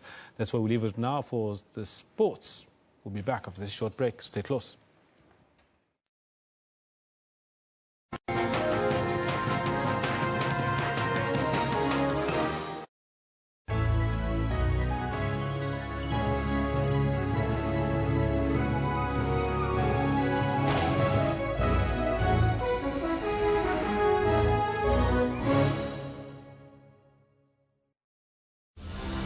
Across the globe, locally, and on the entire continent.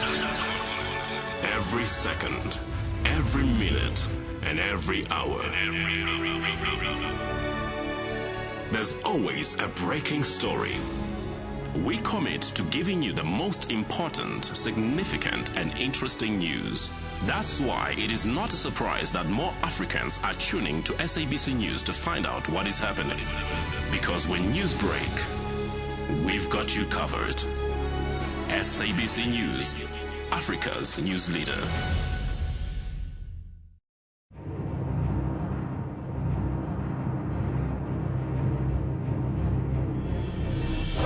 Preparing for victory requires intense effort and teamwork. When you get to it, there is no turning back, because all eyes are on you. When it's action time, nothing should stand in your way. Sports Live tackles and analyzes all the sport action. This is the home of all your sport news, updates, and more. Sports Live weekdays at 8:30 p.m. SABC brings to you Rugby World Cup 2015. Let's do this.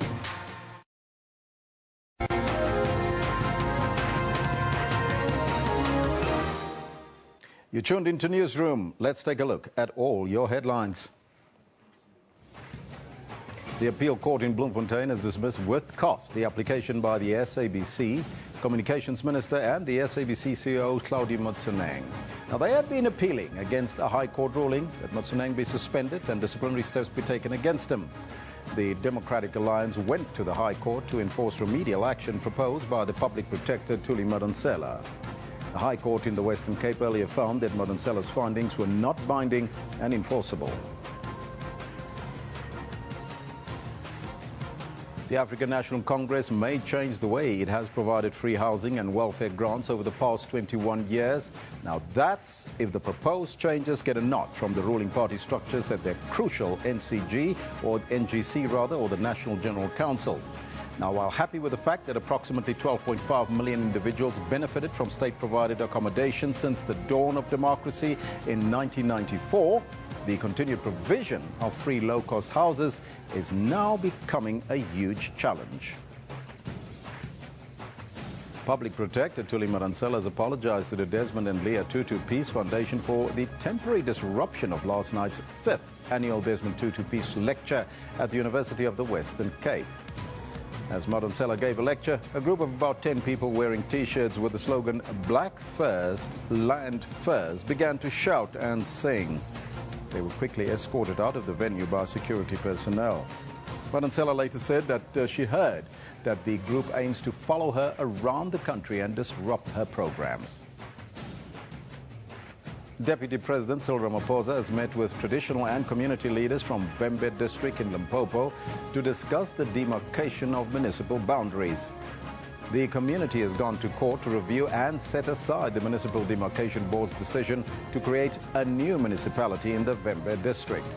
They are opposed to the inclusion of the Malamulele and Vuwani areas into the newly established municipality. Ramaphosa and the leaders have agreed to allow the court process to unfold before taking further action. And those are all your headlines. It's now over to you, Ibn. Yeah, thank you, Elvis. Time for us to shift our focus towards the African continent today.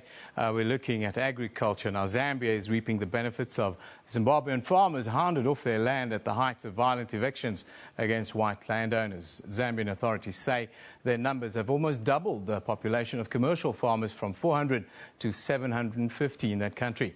While Zimbabwe needed to import grain this season, Zambia's fortunes have been totally reversed.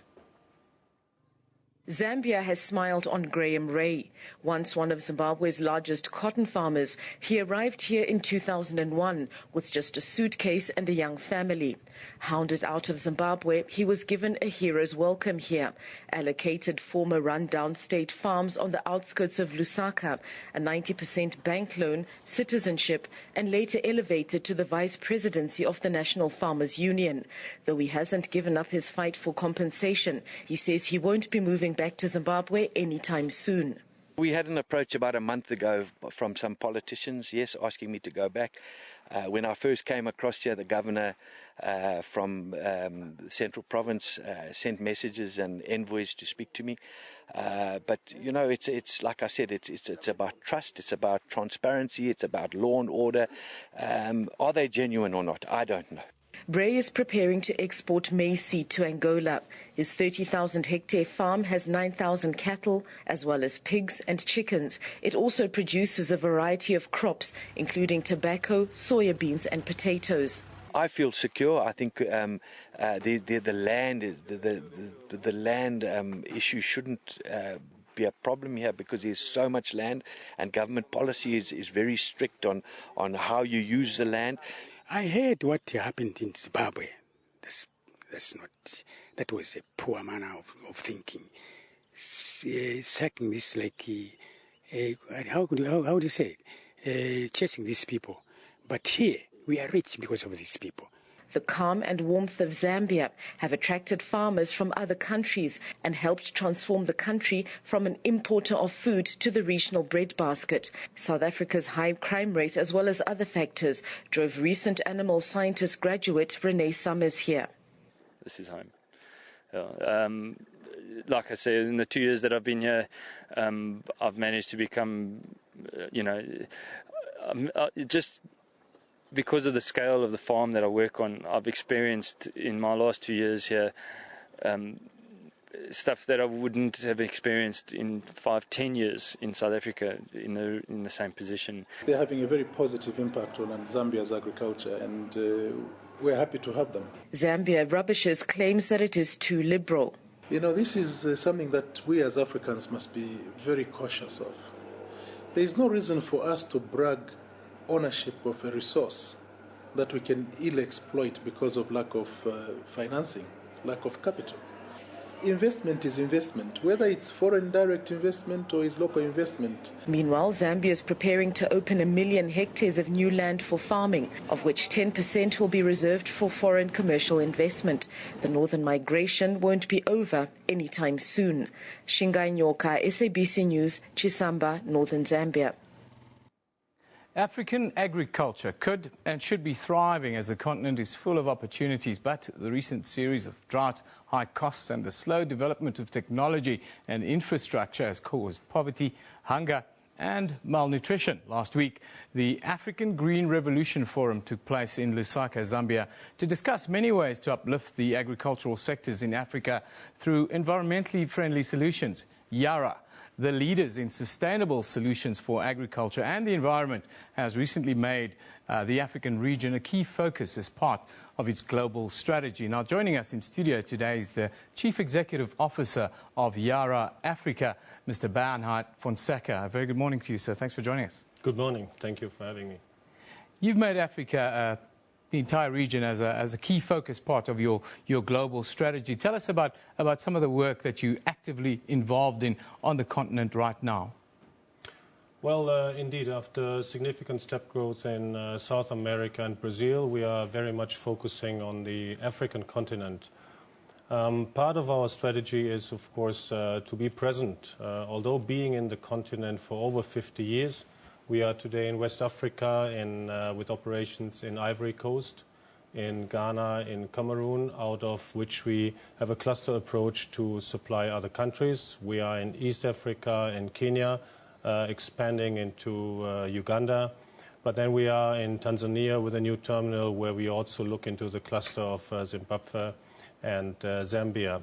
And then, of course, in the Cape. So the local expansion in Africa is one of the key pillars. The second and probably most important one is that we want to keep the farmer-centric approach. We have personal agronomics support in all of the countries where we discuss with the farmers what is the best fertilization for their crops according to the climate, according to water and other conditions. And a third aspect of being more active in Africa is, of course, to work more in partnerships. We believe that the company as Yara or other input companies are not the only success for Africa to grow in agricultural business. We believe that all governments, NGOs, donors, companies like Yara, but also the off-takers have to play a significant role in the value chain to make Africa more sustainable in agriculture. Africa has always seemed to lack in the use of agriculture, and you believe that fertilizer is the key to increasing yield. How do you see us implement on the continent, and why do you think Africa has lagged behind a little bit?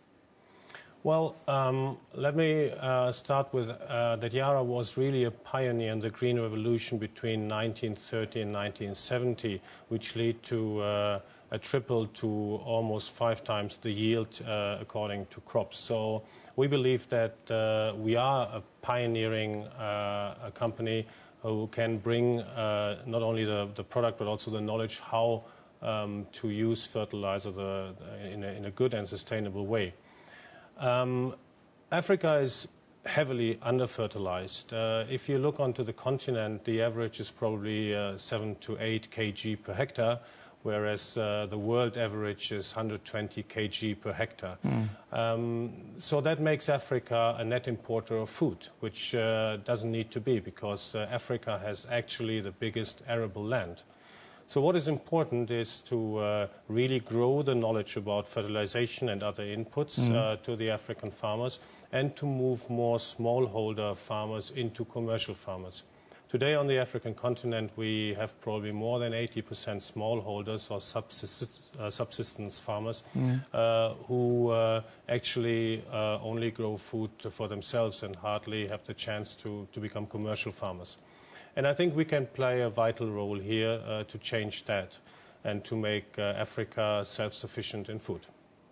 2 weeks ago, you opened a $25 million fertilizer terminal in Dar es Salaam alongside President Kikwete there.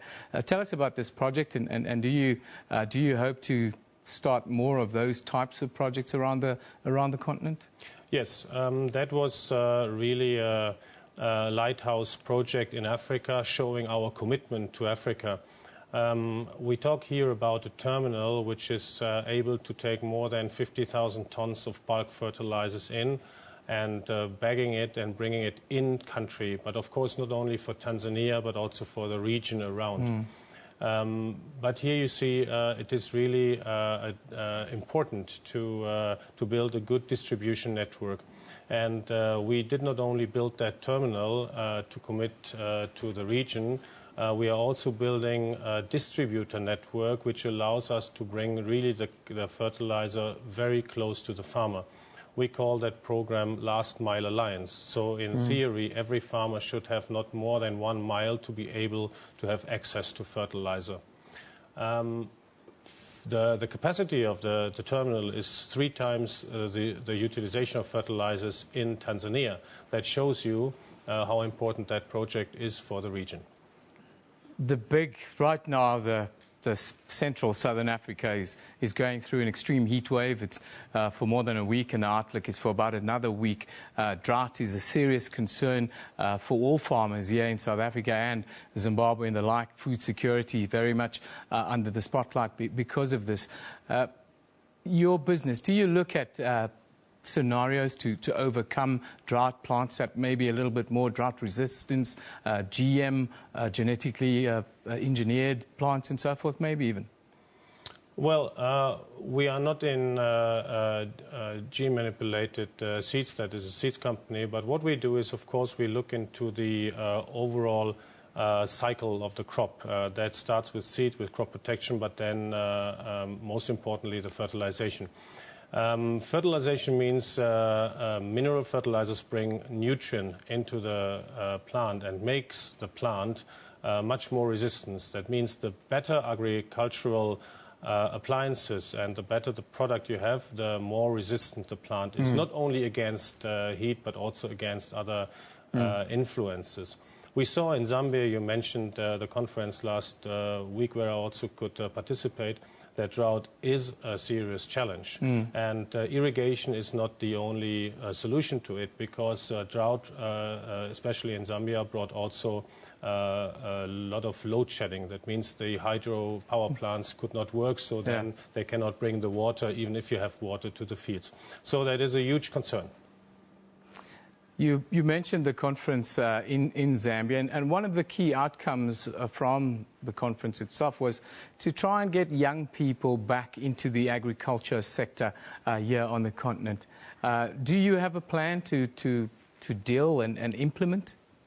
Well, If you see the demographic scale in Africa, then in 20 years you have the biggest population of young people in Africa. And I think it is very, very important that young people today understand that agriculture is not only something which makes a lot of work and produces the food for the family, but it's something which can be a commercial model. And this we do in very, very selected processes. For example, in Zambia, as you mentioned that, we are part of a future farm where we actually train kids how to do agriculture. Mostly it is used as a punishment from school to go into agriculture. And we want to reverse that a little bit, but to arouse the interest for young people in agriculture and to show that using the right products, the right application, but then also bringing, let's say, the markets into shape can be a business model for young people. Yeah, you have to find a way to make agriculture cool, I suppose, for young people on the continent. Punishment is not going to work. No, but I'll give you an example. During that conference, we launched the Yara Prize, which we started 10 years ago with the Green Revolution Forum Kofi Annan started. And we had one of the awards for Eric Karudu.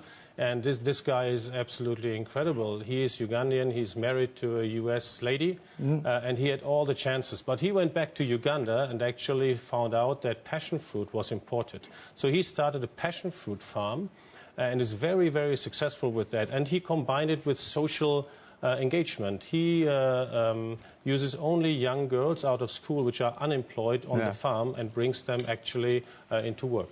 Oh, that's fantastic. Fantastic to see the outlook is improving. I thank you for joining us today. Mr. Bernard Fonseca is the CEO of Yara Africa, fertilizer specialists, and helping Africa increase the yield of its agriculture products. Now, for another update, let's cross to our special correspondent, Richard Newton. He's standing by with Zola Majabu, the lawyer for SABC CEO, Mr. Claudi Mutsuneng. Hello, Richard. I see some people have joined you now. Yes, that's correct, Eben. Welcome back to Bloemfontein. When we spoke earlier, the judgment had just been handed down, and that was, as we said then, dismissed with costs. Of course, it's a 45-page judgment, and the legal brains have been looking through this, obviously looking at all that has been said, what the judges had to say. And with me, as you correctly said, Zola Majabu, the CEO's legal representative. And perhaps if I can ask you, a lot of people wanting to know what exactly this means. The judgment is handed down is very small, but what does it mean, having looked at the actual papers? What is it saying? Firstly, on behalf of my client, he has requested me to confirm and reiterate his absolute respect for the Office of the Public Protector, and most importantly, he respects the courts. Having said that, yes, our appeal on his behalf, alongside with other appellants, the Minister and the Board of the SABC, has been dismissed with costs, which means we lost. What it does mean in effect for him, because I think that's probably what your interest is, we are basically back to the Judge Skipper's judgment in Cape Town. That being the case, you would remember that there was no positive duty imposed on him. This is Mr. Mutsuneng. What the judge then had directed, which has not been replaced or substituted with any subsequent order by the Supreme Court of Appeal judges, was that the SABC must commence disciplinary proceedings against him within 14 days of the date of that order. And that disciplinary proceedings will commence when he receives a charge sheet detailing out whatever charges that he may have to account. And further, that such a disciplinary inquiry must be independently chaired, and that most importantly, pending the commencement and the duration of those disciplinary proceedings, he will be suspended. He has absolutely no difficulty with that. In fact, you would remember at the hearing of this SCA matter, we were the first to say we would welcome a disciplinary inquiry, because at least, at the very least there, he will get an opportunity to clear his name and confront his faceless accusers thus far. So it's basically back to the status quo. Whether or not he is suspended with immediate effect, that is not my reading of today's judgment. That was not even the reading of Judge Skipper's judgment. The ball is now basically into his employer's court, which is the SABC. If they charge him and they bring him before a disciplinary inquiry, he will gladly cooperate and oblige. And in fact, he would relish that opportunity. Before the the actual Supreme Court case on the 18th of last month, there was also talk of the Constitutional Court being involved at some later stage.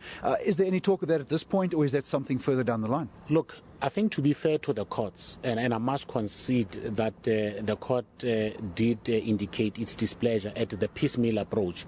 You would know that on Monday, Tuesday, Wednesday coming, we are actually back in the High Court in Cape Town for Part B of this matter. That particular decision may itself be appealed back to this particular division. This very decision may itself be appealed to the Constitutional Court. I don't have instructions at this stage. I also don't want to speak on behalf of the SABC as Mightline's employer. But the bottom line is this is not over, not by a long shot. But for me, speaking on behalf of Mr. Motsoeneng, we say if his employer, being the SABC, wants to charge him, he will avail himself, submit himself to the proceedings up until they are finalized. But all other rights that he has in law will remain fully reserved. So it is not as if he's running away from that. The difficulty is that he can't charge himself. He didn't appoint himself. He can't suspend himself. So somebody in a position of authority must take action against him so that he can then trigger his other rights. But as matters stand, he fully respects the decision of the court. It really does not give us anything new other than the fact that we have lost. But other than that, we are back to the Judge Skipper's judgment. So that's pretty much where the issue is at the moment. I have also given copies of the judgment to my colleagues on behalf of the Minister and the SABC because I stood in for them. As to what the instructions would be, I wouldn't know. It only becomes a matter that excites me and interests me insofar as it affects Mightline's rights. But as far as Mr. Motsoeneng is concerned, he has absolute respect for the office of the Public Protector and he has full confidence in the courts. Regardless of where this matter would end, if we have to go all the way to the Constitutional Court, we will do exactly that. But I must correct this impression that he is running away from something. He is simply vindicating his rights within the parameters of the law. And the difficulty here is that he is being dealt with as an employee of an organization. That organization has taken the view that it has exonerated him, rightly or wrongly, of any wrongdoing. Now, for as long as the SABC does not take any decisive action, he remains in limbo. And when he protects his rights, people seem to think that he is this arrogant person who's doing all manner of things. He's not on autopilot. There is no way that the SABC can run on the basis or along the suggestions that I made in the court papers. But as a colleague, as an officer of the court, I'm trying to be measured in whatever I say in the media because I must also respect the integrity of our judiciary. But at the same time, I've got a client to defend, a client who's put in a very awkward position. He says, let those who've made allegations against me come before some tribunal so that I can exercise my right to cross-examine them and let those trial of facts make a decision. The Public Protector, in the way in which she does her job, and in fairness to her, is investigative. We didn't even talk about whether she has powers or what. But the fact of the matter is she has made factual findings. But she herself has considered that she is not in a position to test those factual findings. It is based on the evidence that she has gathered. And as far as she's concerned, she sticks by those findings. And we respect that. And we can appreciate where she comes from. But Mightline's guilt or innocence must be determined in a tribunal, either in the form of a court of law or in the form of a disciplinary inquiry. Not even the Supreme Court of Appeals has made any pronouncements on his guilt or otherwise. And I think, to be fair to the judges who preside in this matter, they too were painfully aware of the limitations that they have because they are deciding on the papers that are put before it. As far as the appeal is concerned, they've taken the view that the appeal should fail. We accepted that. What we may do about that decision is something that I must still take instructions on. But at the heart of what we are saying, and I'm saying this to South Africa and to everybody who is listening, Mightline's position is simply this. If he is accused for having given himself salary increase and all the things, clearly he would have violated an SABC policy. He would have done something against the policies of his employer. Let his employer charge him for those things. If he lied to anybody about anything, let those to whom he lied charge him. And once that disciplinary process is finalized, I promise you, I will come back on air and say we were subjected to disciplinary proceedings and this is the outcome. and then let him fall on his sword if that has to be the case. But at the moment, it's very unfortunate. This toing and froing is not doing us any good. I don't think it is in the best interest of the public broadcaster. But having said that, he remains an individual who is supposed to enjoy the same protection in the Constitution like everybody else. But for now, he respects the outcome of the court. Thank you very much. Thank you very much for that, sir. So there we have the judgment this morning by the court dismissing the appeal with costs. We've heard from Mr. Motswaneng's legal representative on his position, and it appears now the ball will be in the court of the SABC to institute their disciplinary hearing and to take this matter forward. And I think a lot of people will agree that there has to be some kind of conclusion reached, and this seems to be the way to go. Back to you in the studio. Thank you very much, Richard Newton, coming to you live there from the Supreme Court of Appeal in Bloemfontein. Now we move on. We conclude our section on African agriculture and agriculture, forestry and fisheries ministers. Nzeni Zokwana says economic growth remains the main vehicle for reducing poverty, food security and job creation. His department declared the month of October as Food Security Month, with an ongoing mandate to elevate the level of awareness on food security issues in communities. About 15% of our people are food insecure, meaning that they go to bed without knowing where their next meal will come from. It is due to a number of reasons, including the impact of climate change, but more the fact that rural people are no longer involved in agriculture. Land is lying unused. And I think as government, as we made today, we want to say everybody has to be involved in one form or another in food production. The fact that many people go to bed at food is an example, because studies show that most of our people are price takers from stores, because they rely upon buying what they consume when they could be able to use their land and using government programs to assist them to make sure that they can produce their food, and those that are in the commercial farming should be able to produce more, but they won't be the answer to each and everybody who is food insecure.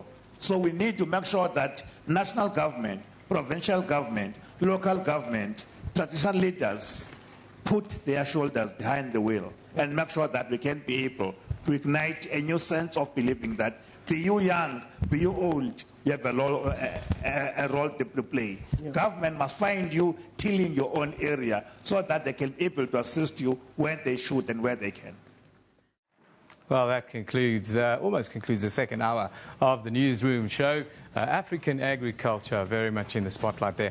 We'll talk about more agriculture in the next one, but because it's a theme that we're actually taking through here, because this also boils down to food security, right? And we have also the issue of urban gardening, which you're going to speak to a little bit later. Yes, that's interesting. I'm actually looking forward to that interview to find out what urban gardening in the big city looks like. You know, we live in the biggest forest in the world here in Johannesburg, but I've never seen anyone grow any food. Especially in the urban sectors. And I mean, this is going to be in Zandspruit, a little township just north of Johannesburg, and you obviously will engage with the person that you'll be speaking to about urban gardening and what they're doing there and the upliftment of the community.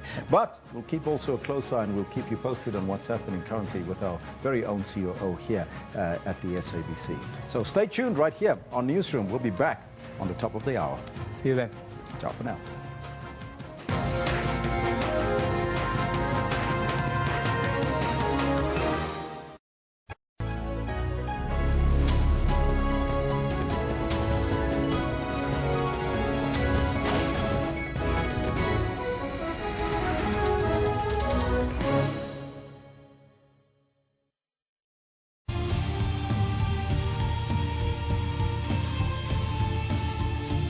Welcome to Network, a technology news program that also discusses what's trending in social media in and around Africa. MTN has launched its new movie and television streaming service, Front Row.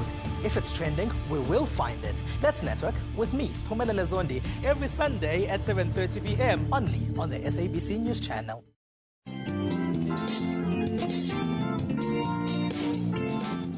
Makamelo Sekhonze, one strong woman who said no to hunger. She never allowed circumstances to pull her down. At daybreak, she is up and running in the streets of Johannesburg to make her living. After 12 hours of hard work, she goes back home being able to put food on the table. Join me, Bulemo Lebatsi, on your show about those who take on and conquer life challenges every Saturday at 5:30.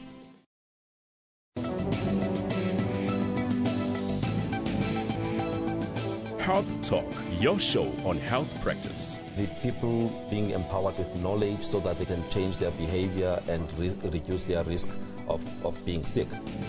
How serious is stress at work? If we don't address workplace stress, that negative stress, then it can lead to burnout and it can lead to depression. How does absentees affect companies? The one that's really problematic for employers is the one that is unscheduled.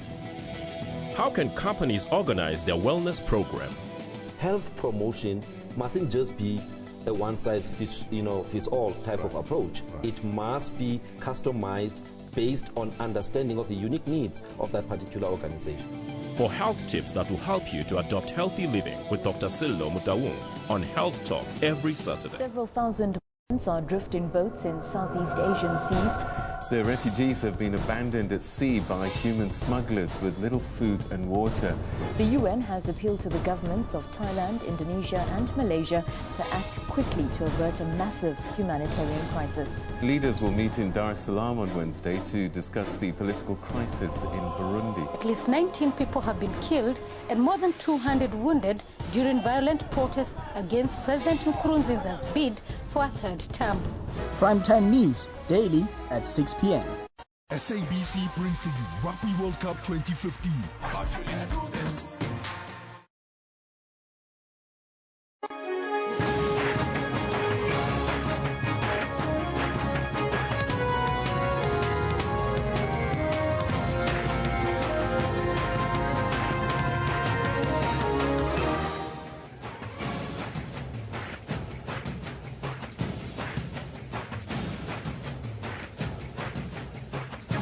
It's 1100 hours Central Africa time. This is Newsroom, Jumbo Africa, if you've just joined us, and a very warm welcome to the final hour as we broadcast from our Auckland Park studios, Johannesburg, to the rest of the African continent. I'm Elvis Preston. I'll be with you until 12 o'clock, and we'll be taking a look at your headlines shortly.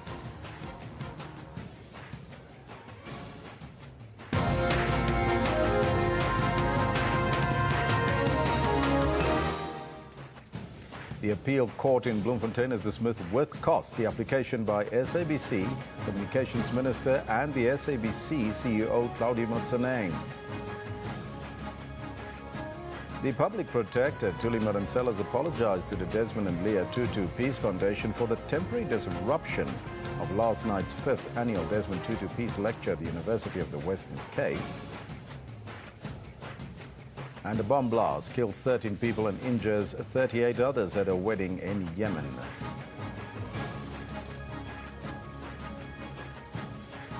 Now, those are all your headlines. But Kendall Makamate is here to tell you more about your sports news. Absolutely, Elvis. Quite interesting stuff been unfolding all through last night and into this morning. Let's take a quick peek into exactly what we've got in sports for you today. Now, first up, controversy clouds the Springboks' victory. That 64-0 victory of the United States as prop Frans Malherbe is caught seemingly taking a bite out of US lock Matt Reville's shoulder. And this is Namibia bagged their first ever World Cup point, a losing bonus point, and their closely fought 16-17 loss to Georgia. And as you all know, Sepp Blatter has been suspended by the FIFA Ethics Committee, and I'll be chatting to journalist Alfie Kunyadita later on. And that's where we're going to leave it in terms of that sneak peek for you. So make sure you stick around and be around for that 11:20 bulletin. Back to you, Elvis. Obrigado, Kendall. He'll be back a little bit later with more. But right now, let's take a look at your top story. The appeal court in Bloemfontein has dismissed with cost the application by the SABC, Communications Minister, and SABC CEO Claudie Motseneng. They had been appealing against a High Court ruling that Motseneng be suspended and disciplinary steps be taken against him. The Democratic Alliance went to the High Court to enforce the remedial action proposed by the public protector Thuli Madonsela. The High Court in the Western Cape earlier found that Madonsela's findings were not binding and enforceable. However, they also could not ignore and needed to be properly considered. Meanwhile, Public Protector Thuli Madonsela has apologized to the Desmond and Leah Tutu Peace Foundation for the temporary disruption of last night's 5th annual Desmond Tutu Peace Lecture at the University of the Western Cape. The Archbishop made his first public appearance after several spells in hospital, marking his 84th birthday. Now, as Madonsela gave the lecture, a group of about 10 people wearing T-shirts with the slogan, "Black First, Land First," began to shout and sing, but they were quickly escorted out of the venue by security personnel. Madonsela later said she heard that the group aims to follow her around the country and disrupt her programs. Madonsela delivered the 5th annual International Desmond Tutu Lecture at the University of the Western Cape. The lecture was titled, "Peace and Democracy, What's Law Got to Do with It?" Madonsela says the dialogue is in line with the recent UN development goals that talk of the provision of justice for all. She says law can be a healing and transformative force. Last night was the first public engagement for the Archbishop, who has been in and out of hospital for the past few months for a persistent infection. Thousands of COSATU members marched countrywide yesterday in their call for socio-economic changes. They demanded a national minimum wage and better public transport system, among others. COSATU led marches for the National Day of Action in various cities and towns, including Kimberley, Durban, Cape Town and Polokwane. The day was part of the World Day of Decent Work. The Labour Federation also called for the suspension of the nuclear procurement program and the scrapping of e-tolls. The Labour Federation goes to its National Elective Conference next month, and most top leadership positions are expected to be hotly contested. Deputy President Cyril Ramaphosa has met with traditional and community leaders from Vembe district in Limpopo to discuss the demarcation of municipal boundaries. The leaders met Ramaphosa at the Union Buildings in Pretoria. The community has gone to court to review and set aside the Municipal Demarcation Board's decision to create a new municipality in the Vembe district. They are opposed to the inclusion of the Malamulele and Vuwani areas into the newly established municipality. Ramaphosa and the leaders have agreed to allow the court process to unfold before taking further action.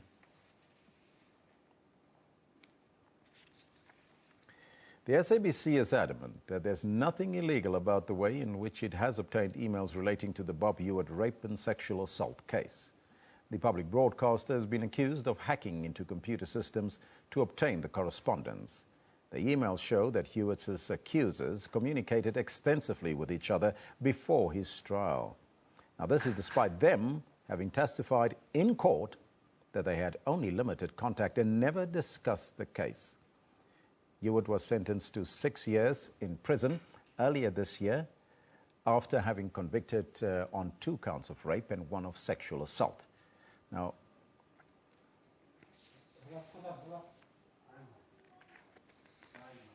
the ANC NGC kicks off today for the latest, and let's now cross to the ANC media briefing. Isitwalandwe are coming, Isitwalandwe Katrada, Isitwalandwe Mlangeni, Isitwalandwe Mashope. They will all be there.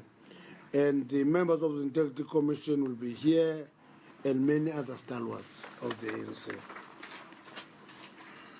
We've also invited fraternal organizations, notable the former liberation movements in the region, MPLA, ZANU-PF, CCM, Frelimo, and SWAPO. MPLA, Angola, ZANU-PF is from Zimbabwe, for those who do not know where it comes from.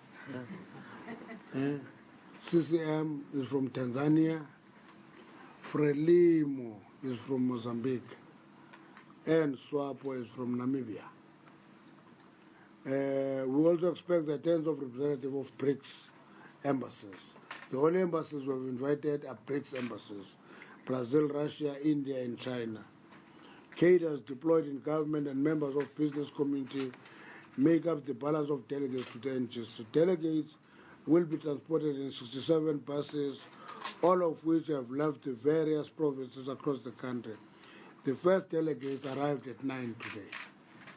To date, we're busy with registration. You must remember that we did pre-registration in the provinces. So we're just signing for a tag here so that the process is faster. Pre-registration has been done in the provinces. We're pleased with the speed and the smooth registration that has characterized the accreditation process thus far.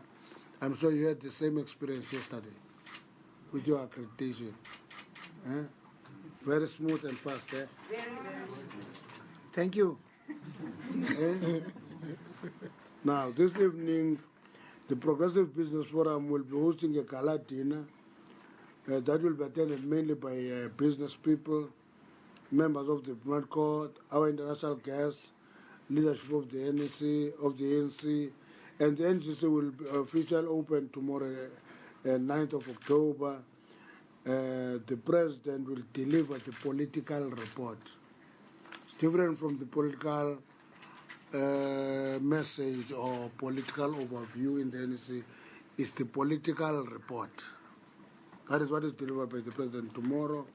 That will be followed by the state of the organization, by the Secretary General, and that will be linked to the financial report by the Treasurer General. That is all capturing the state of the organization. And that's it. Let's hear you. What more do you want to know? Thank you, SG. That's where we are. I'm sure many of you still have to go and register, so we will not keep you long here. Hajra, 2, 3, 4, 5. One question of clarity and one real question. Do we know what's open, what's closed, when briefings will happen, so we can get a sense of the schedule and plan? And secondly, please help me understand, or help us understand, the decision to only invite BRICS embassies, given that the example for the European Union is still a big trading partner of South Africa.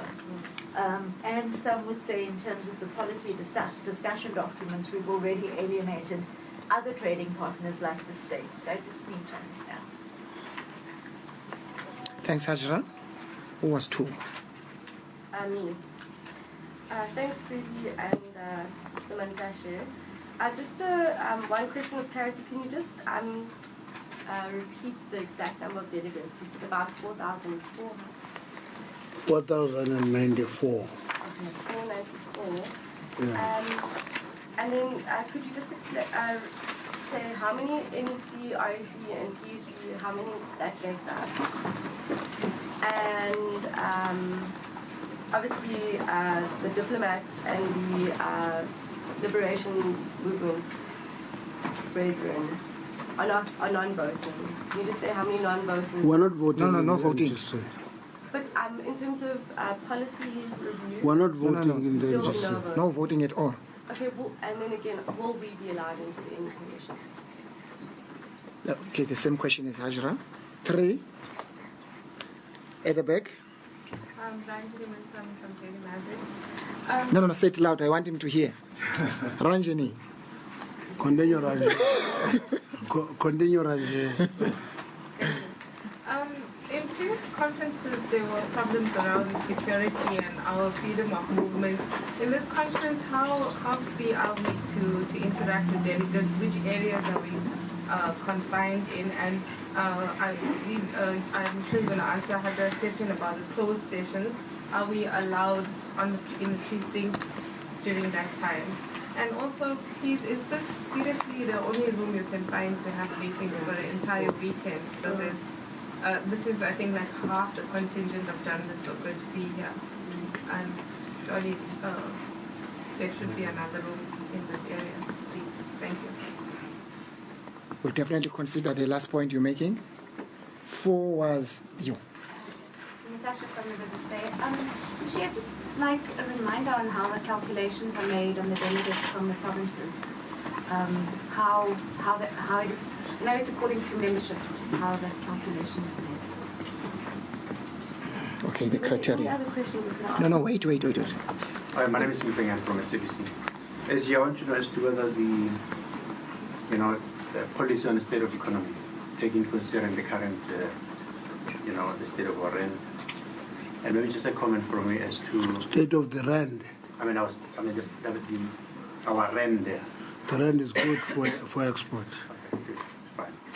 And then my second question, I just wanted just a comment from you at SG about the case which happened in Bloemfontein this morning of our COO, Mr. Saudi Museni, that he lost his case, and the general implications of this case with regard to the current case of oppression on country.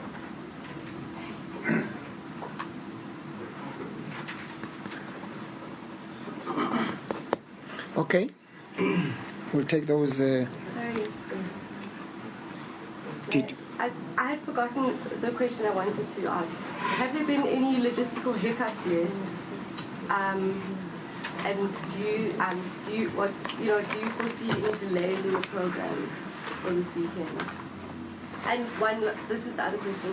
When you said the leagues, do you mean the Veterans League or MBA? Because MBA is not a league; it's an association. Yes. Okay.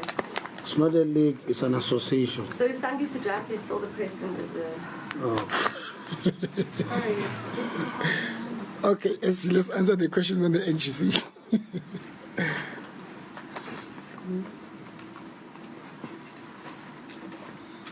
SG? SG had read something about we are pleased with the speedy and smooth registration that has characterized this process. Did you hear that? I did. Okay. Okay. Closed sessions. I know that the state of the organization report and the financial report is closed session. That is closed session. I know that we don't allow journalists in commissions. The opening session is normally open. What we are still negotiating is whether the political report will be open. We are negotiating that. Aye, man. Man. We are negotiating that with the presidency. It's not our call, really. Let me tell you the essence of closed session.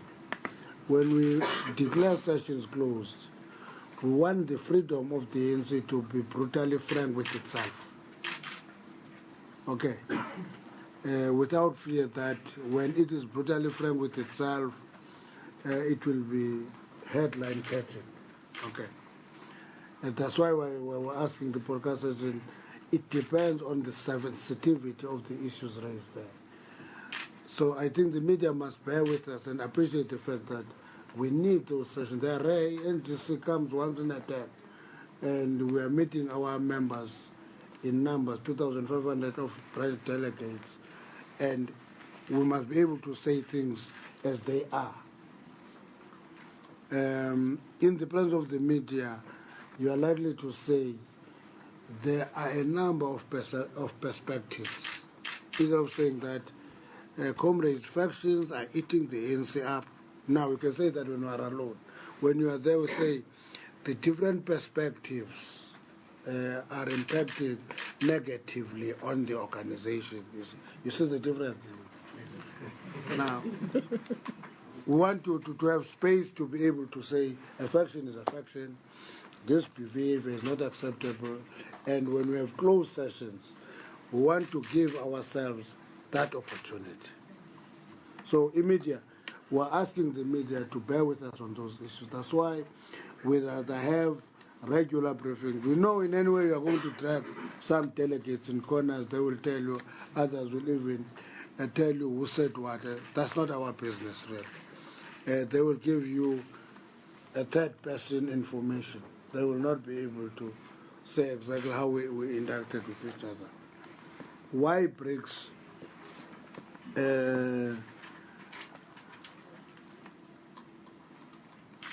And why the liberation movements? I'm sure that would also be the question. I'm sure you remember that liberation movement meets every 6 months. In November, we'll be meeting in Mozambique. Okay? We'll be meeting in Mozambique. Therefore, there is an association there and membership. That applies to BRICS. BRICS is a member-based club of developing economies. We're not members of the EU. There's only one African country I know is applying for membership of the EU, and that is Morocco. So we're not members of the EU. So we invite close associates because the NGC is not like the conference. The conference is open, we invite everybody. But the NGC, by its nature, is a closed meeting of the ANC. There are meetings that these sister parties don't invite us to because they want to do their own assessment. For example, when Tanzania, when the CCM was selecting its presidential candidate, they couldn't invite us because they wanted to deal with the dynamics within CCM and the selection of that candidate. We didn't force and went there. That's the nature of the NGC.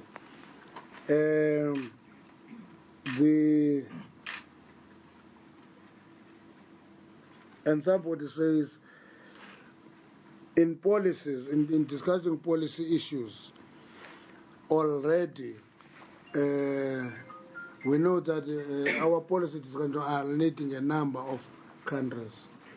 Our policy documents do not alienate anybody, except people and countries that believe that the world is themselves. As parties and countries, we have no right to have our own discussion about policies. For example, I was talking to Ziz, I was saying, listen to this chick of the US saying, if you pass the bill on private security companies, we will not allow you to be a member of AGOA, and will stop you getting money from the MIF, you know. And when they said that, I said, that is a motivation for accelerating the process of actually developing the BRICS Bank, so that we don't get imprisoned by one powerful country in a world of many countries. That's the issue. So that is where we are. On security and freedom of movement, I will leave that to Zizi. Zizi, the security and the freedom of movement of journalists, is responsible to interact with you. If anything is wrong, blame him. Yeah? If anything goes bad for journalists, blame Zizi. If you are briefed in a small squashed room like this, blame Zizi. Okay, so he's responsible for that. He will answer that question. Whether during closed session will be allowed in the precinct, I would imagine so. I don't think we can ban you from the precinct, though we know that your presence here sometimes translates into leakage of documents. It's fine. What more can you do? I don't think we should ban you from the precinct. We should be allowed to be here, but not in the session. Calculations, we use a term in the constitution of the ANC called proportionate. That's how delegates are allocated. When you see 500 and that, 400 and that, you must know that that reflects the size of membership. The bigger the membership, the bigger the delegation you are given, and that's how it works. It's proportionate representation. I'm sure you're not asking for a mathematical formula. You're just asking about the principle. It's proportionate allocation of delegation in terms of the membership. Yeah. Policy on the economy, that policy will be debated. The paper is out there. Many of you have read it, and that debate will continue. The beauty of an NGC or a conference of the ANC is that it's not a discussion of experts. It's a discussion of members of the ANC and interpret the policies as they impact on them. You see, For example, if you talk about the rand, it's a debate that is at our level. When it is weaker, it is favoring the export, but it's very heavy on the import sector. It is likely to help us reduce the deficit on the current account and all those things. That is high-flying. What members will be asking is, how does this policy impact on jobs? How does that job impact on poverty, on inequality? That's what members of the ANC will be asking. We have a responsibility as the leadership to simplify complex economic concepts to make them understand. So that debate is going to continue. The SABC is asking me the implication of the court case of its COO. It's very brave. Yes.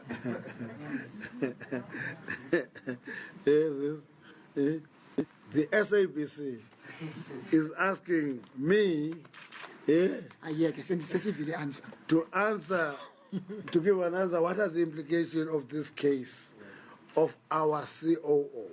No. You talk about the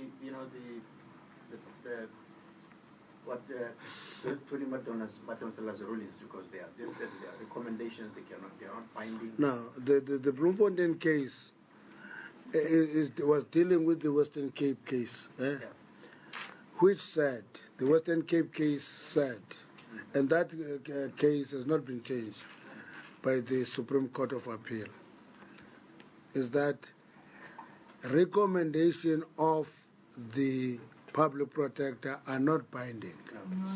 But, no, wait, are not binding, but they cannot be easily ignored. That's what the Western Cape says. Okay. So that's our understanding of the rulings of the. I know many of you want the public protector to be another court, that it must give judgments. It doesn't give judgments. It makes recommendations. That's why its reports go to Parliament. Okay, that's it. But I can't talk about your COO. No. That's your business in the SABC. But SG, the ruling today says these recommendations are legally binding.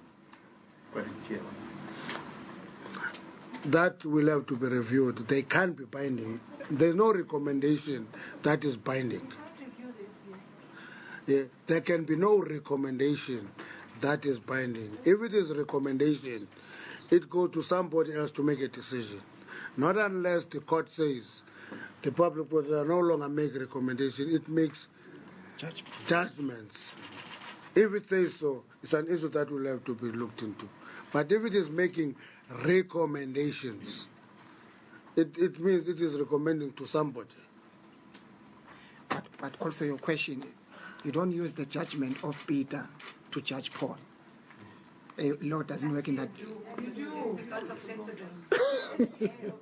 Your hand is up? No, all I'm saying is that if that judgment changes the status of the reports of the public protector, it's an issue that will have to be tested. The public protector, as far as we understand, makes recommendations.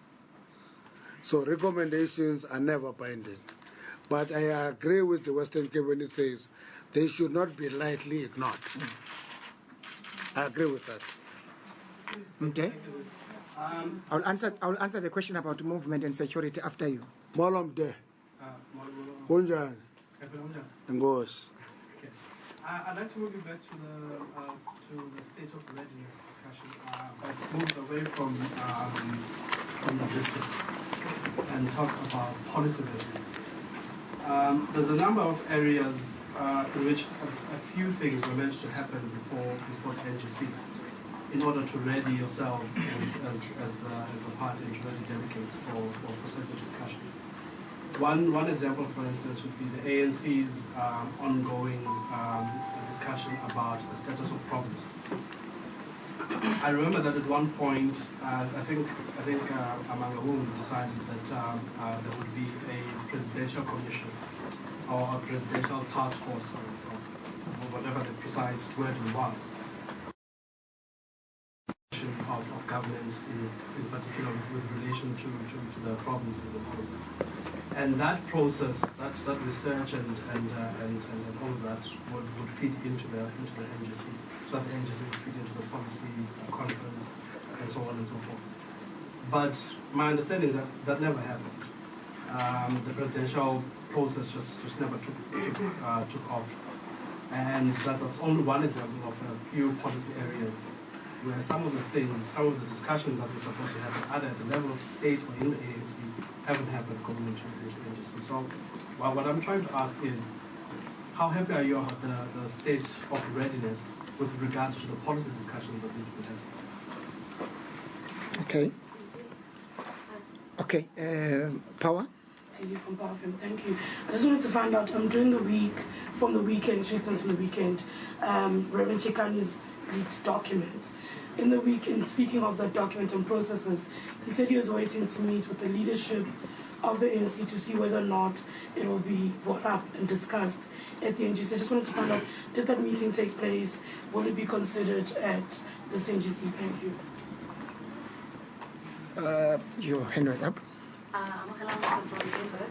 I just wanted to understand, in the review of policies during the NGC, is there going to be expert analysis that is produced during those debates?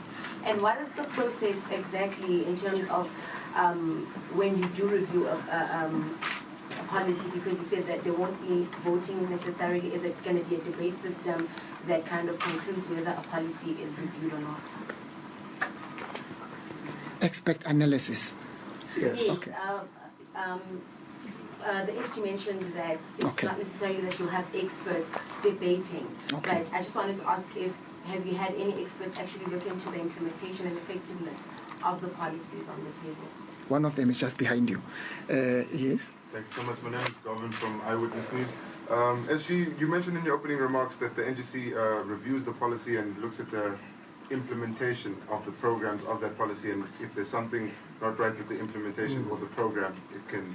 Are you saying that the NGC can take a decision to change how policies are implemented? Yes. The programs that are Yes, it can. Okay. Yeah, that's all. It can. Last hand. Yeah, thanks.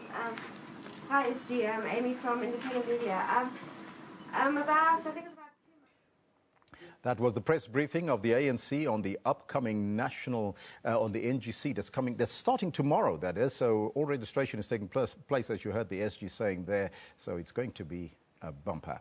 Right now, we are still sticking with our theme for today, and that's about food security.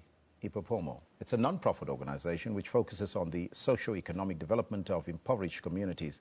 Now, they will hand over 150 pairs of soccer boots, 3 netball kits, 10 soccer kits, plus other sporting equipment to the value of 100,000 rand to the underprivileged youth soccer teams in the community of Zandspruit.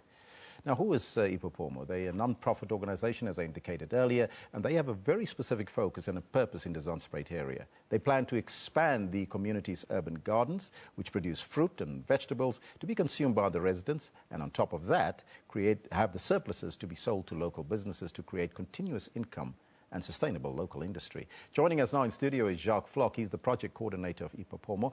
Very good morning to you, Jacques. In fact, it's afternoon already, or close to afternoon. And welcome to AM News. Yeah, thank you very to much. Newsroom. I forget, normally we had a program before that. It's Newsroom now. Now, give us a brief background of your organization, Ipopomo, and what is it all about? Yeah, Ipopomo was started about 8 years ago through a partnership with North Point City Church and Umsizi, which is a socio-economic development company that partners with organizations, the likes of the mining industry, to implement local economic development programs. And a large part of that is agriculture, food security programs, which we see impact communities in a very positive way. These projects are obviously focused on poverty eradication. And to eradicate poverty, one thinks of projects and you always think of these large agricultural infrastructure and programs, but that only benefits a few. So our projects are focused on the multitude. So our programs are called broad-based livelihood programs, which is then obviously with livelihood income-generating projects. Yeah. I know that you do other areas, but we're going to focus on Zandspruit because urban farming development is one of the cornerstones of assisting communities. And to be sustainable, you need to have something in place. Take us through your project model and how do you deal with that in Zandspruit? Okay. Our project model consists of stakeholder engagement, where we engage with government, other organizations, the local church, the local leaders within communities, and work in partnership with them to then access the community and access the poor of the poor, because our program is focused on bringing the poor from no means to gain the economic highways to a place where they can grow their own food, and then from being able to have the means and the technologies and the methods to grow their own foods from a household level, they then sustain their own income, or their own food, and then from that point where they sustain their own food and they can start selling, they then access those economic highways in their own communities. And we open it to all, so that we do not limit our training that we offer. Our model obviously has a training element to it, where we introduce 6 different modules of agricultural methods and technologies, from composting, from the methods that we use to actually grow the vegetables and fruit trees, to right through to processing and making value-added products from what they produce at their houses. And what sort of products are you focusing on? Well, look, mostly vegetable production, because you have your different elements that you want, or nutrition that you want a household to be able to consume. Because one of our big elements that we come into with the households and the communities is nutrition.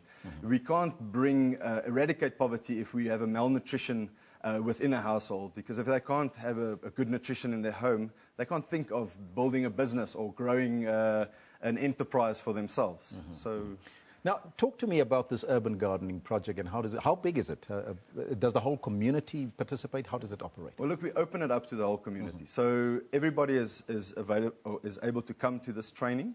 And then from there, we then identify households that starts growing. And those individuals that start growing at their homes access some infrastructure at a later stage. And naturally, they progress and start growing more once they see they can access the economy by selling vegetables to their neighbors and surrounding shops and so forth. So there's a gradual process, step by step, that they go through to understand that there is value in growing your own crops. Yes. But you also focus on the youth. You have a youth development program, and this Friday you'll be handing over sports equipment to them. Tell me more about that and about that handover, and you have tournaments as well that you related that. It's all about developing the youth as well at the same time. That's it. Look, we're very passionate about the youth in South Africa. We believe with positive inputs, positive development through sports and culture, the youth can truly move to a next level. So yes, we have these sports soccer tournaments, and we had a big one on the 8th of August where we had about 12 soccer teams divided into 6-a-side teams. And they played a phenomenal match. And we had Urban Dynamics, which is a big urban development company. They sponsored all of these kits, almost to the value of 100,000 Rand.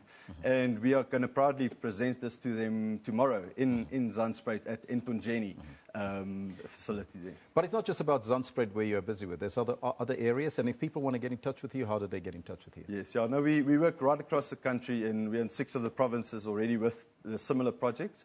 And they can go to Impompomo, www.impompomo.org.za.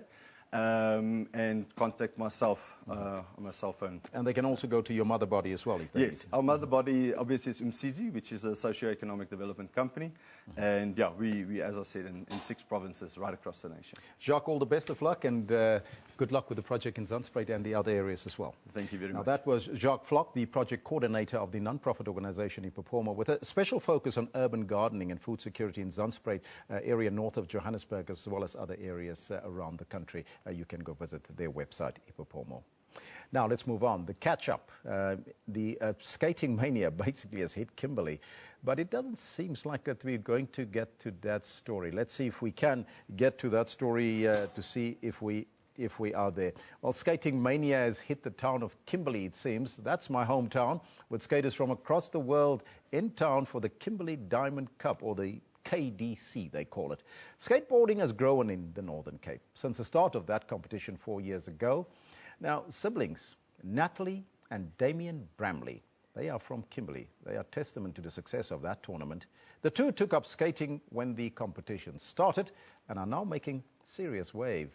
Now, they join us this morning from our Kimberley studios. A very good morning to you, Natalie, first and foremostly, and welcome. Well, it doesn't seem we have Natalie in studio there, do we? Well, are they there? Can you hear me, Natalie? Hello, how are you?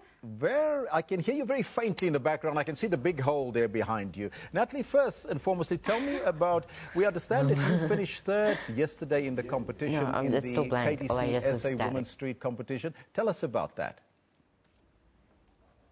The KDC Women competition is a really big competition for the girl skaters, and it gives us the opportunity to show off our skills and what we have, and it also gives us an opportunity to see the girl skaters around South Africa, which is really cool.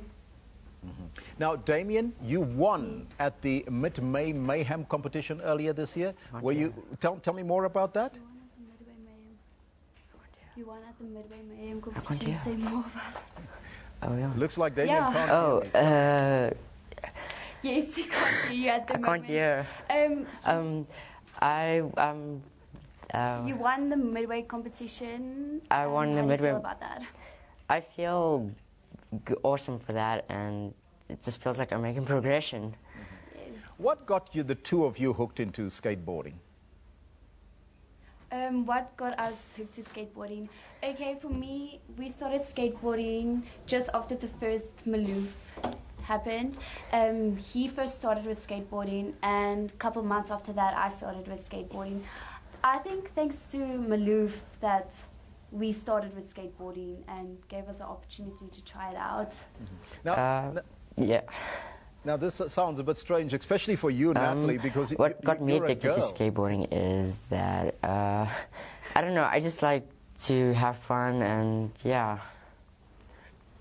Girl, don't you get a lot of bruises and scrapes and that sort of thing? What got me addicted to skateboarding? Oh. Sorry? Do you get a lot of bruises from skating, and do you fall quite a lot? As for a girl, I think, you know, that's very brave of you. Yes, I do get bruises and I do fall, but after a while, it I don't end up falling that much, and I learn how to fall, and then it's not that painful anymore. Now, this is a question for both of you, and you can relay it to Damien as well. Did you guys think that you would get this far, and how do you want to take this? How far do you want to take this? Okay, so do you think? Okay, this is a question for both of us. Yeah. Do you think that that we've got so far, that we've ever got so far, and what do you think about it? What you're saying is that, how do we feel of getting this far? Yes. It feels awesome being this far. I don't know, this is one of those achievements I wanted to get in life, yeah. I never imagined myself of getting where I am right now. I'm actually still kind of shocked that I am in this position right now, and I still want to get better, like a lot better. Guys, thank you so much. That was Natalie and Damien, two siblings skating, and for a girl, she's doing very well. Well, there you have it. That's where we got to end it for today. It looks like Tsetsi Monare is standing by with your weather forecast.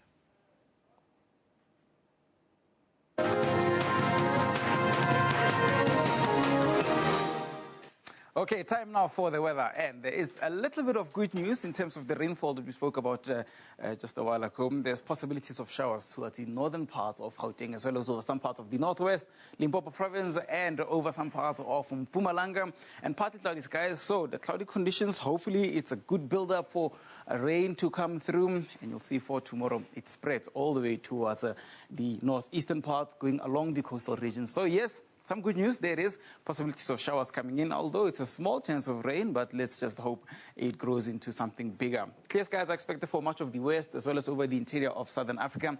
Madagascar should also expect some cloud cover.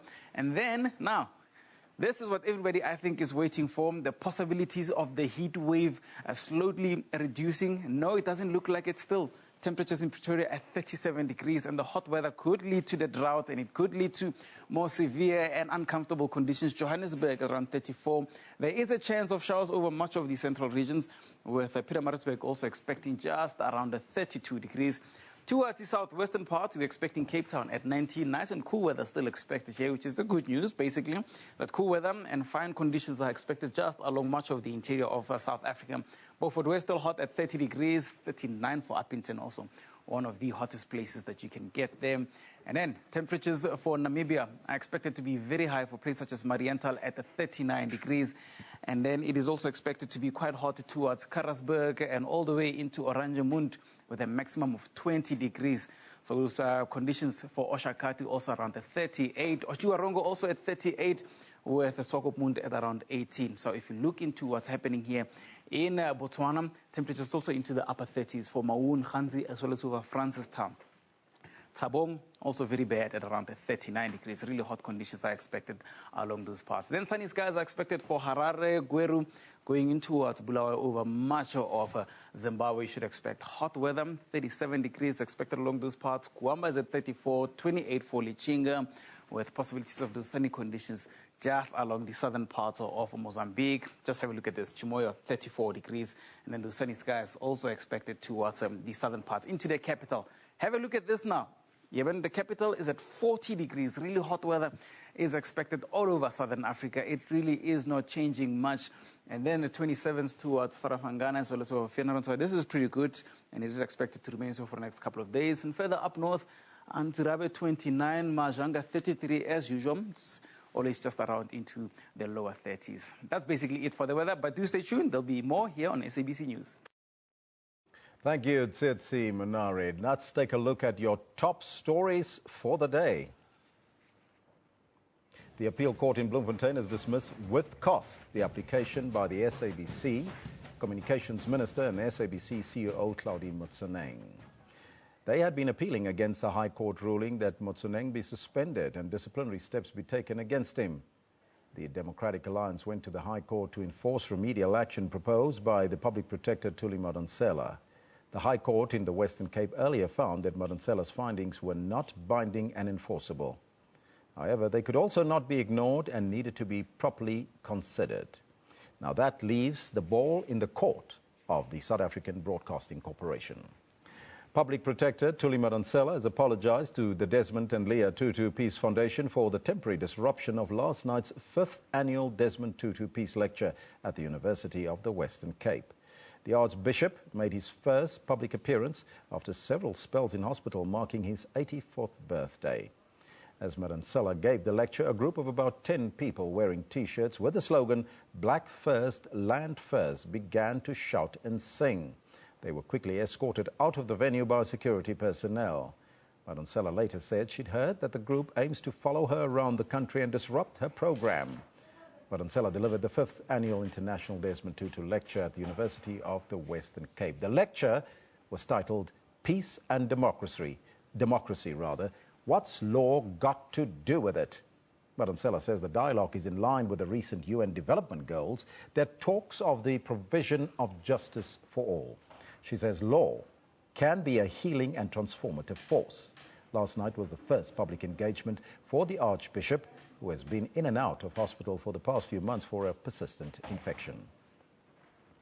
And Deputy President Cyril Ramaphosa has met with traditional and community leaders from the Vembe district in Limpopo to discuss the demarcation of municipal boundaries.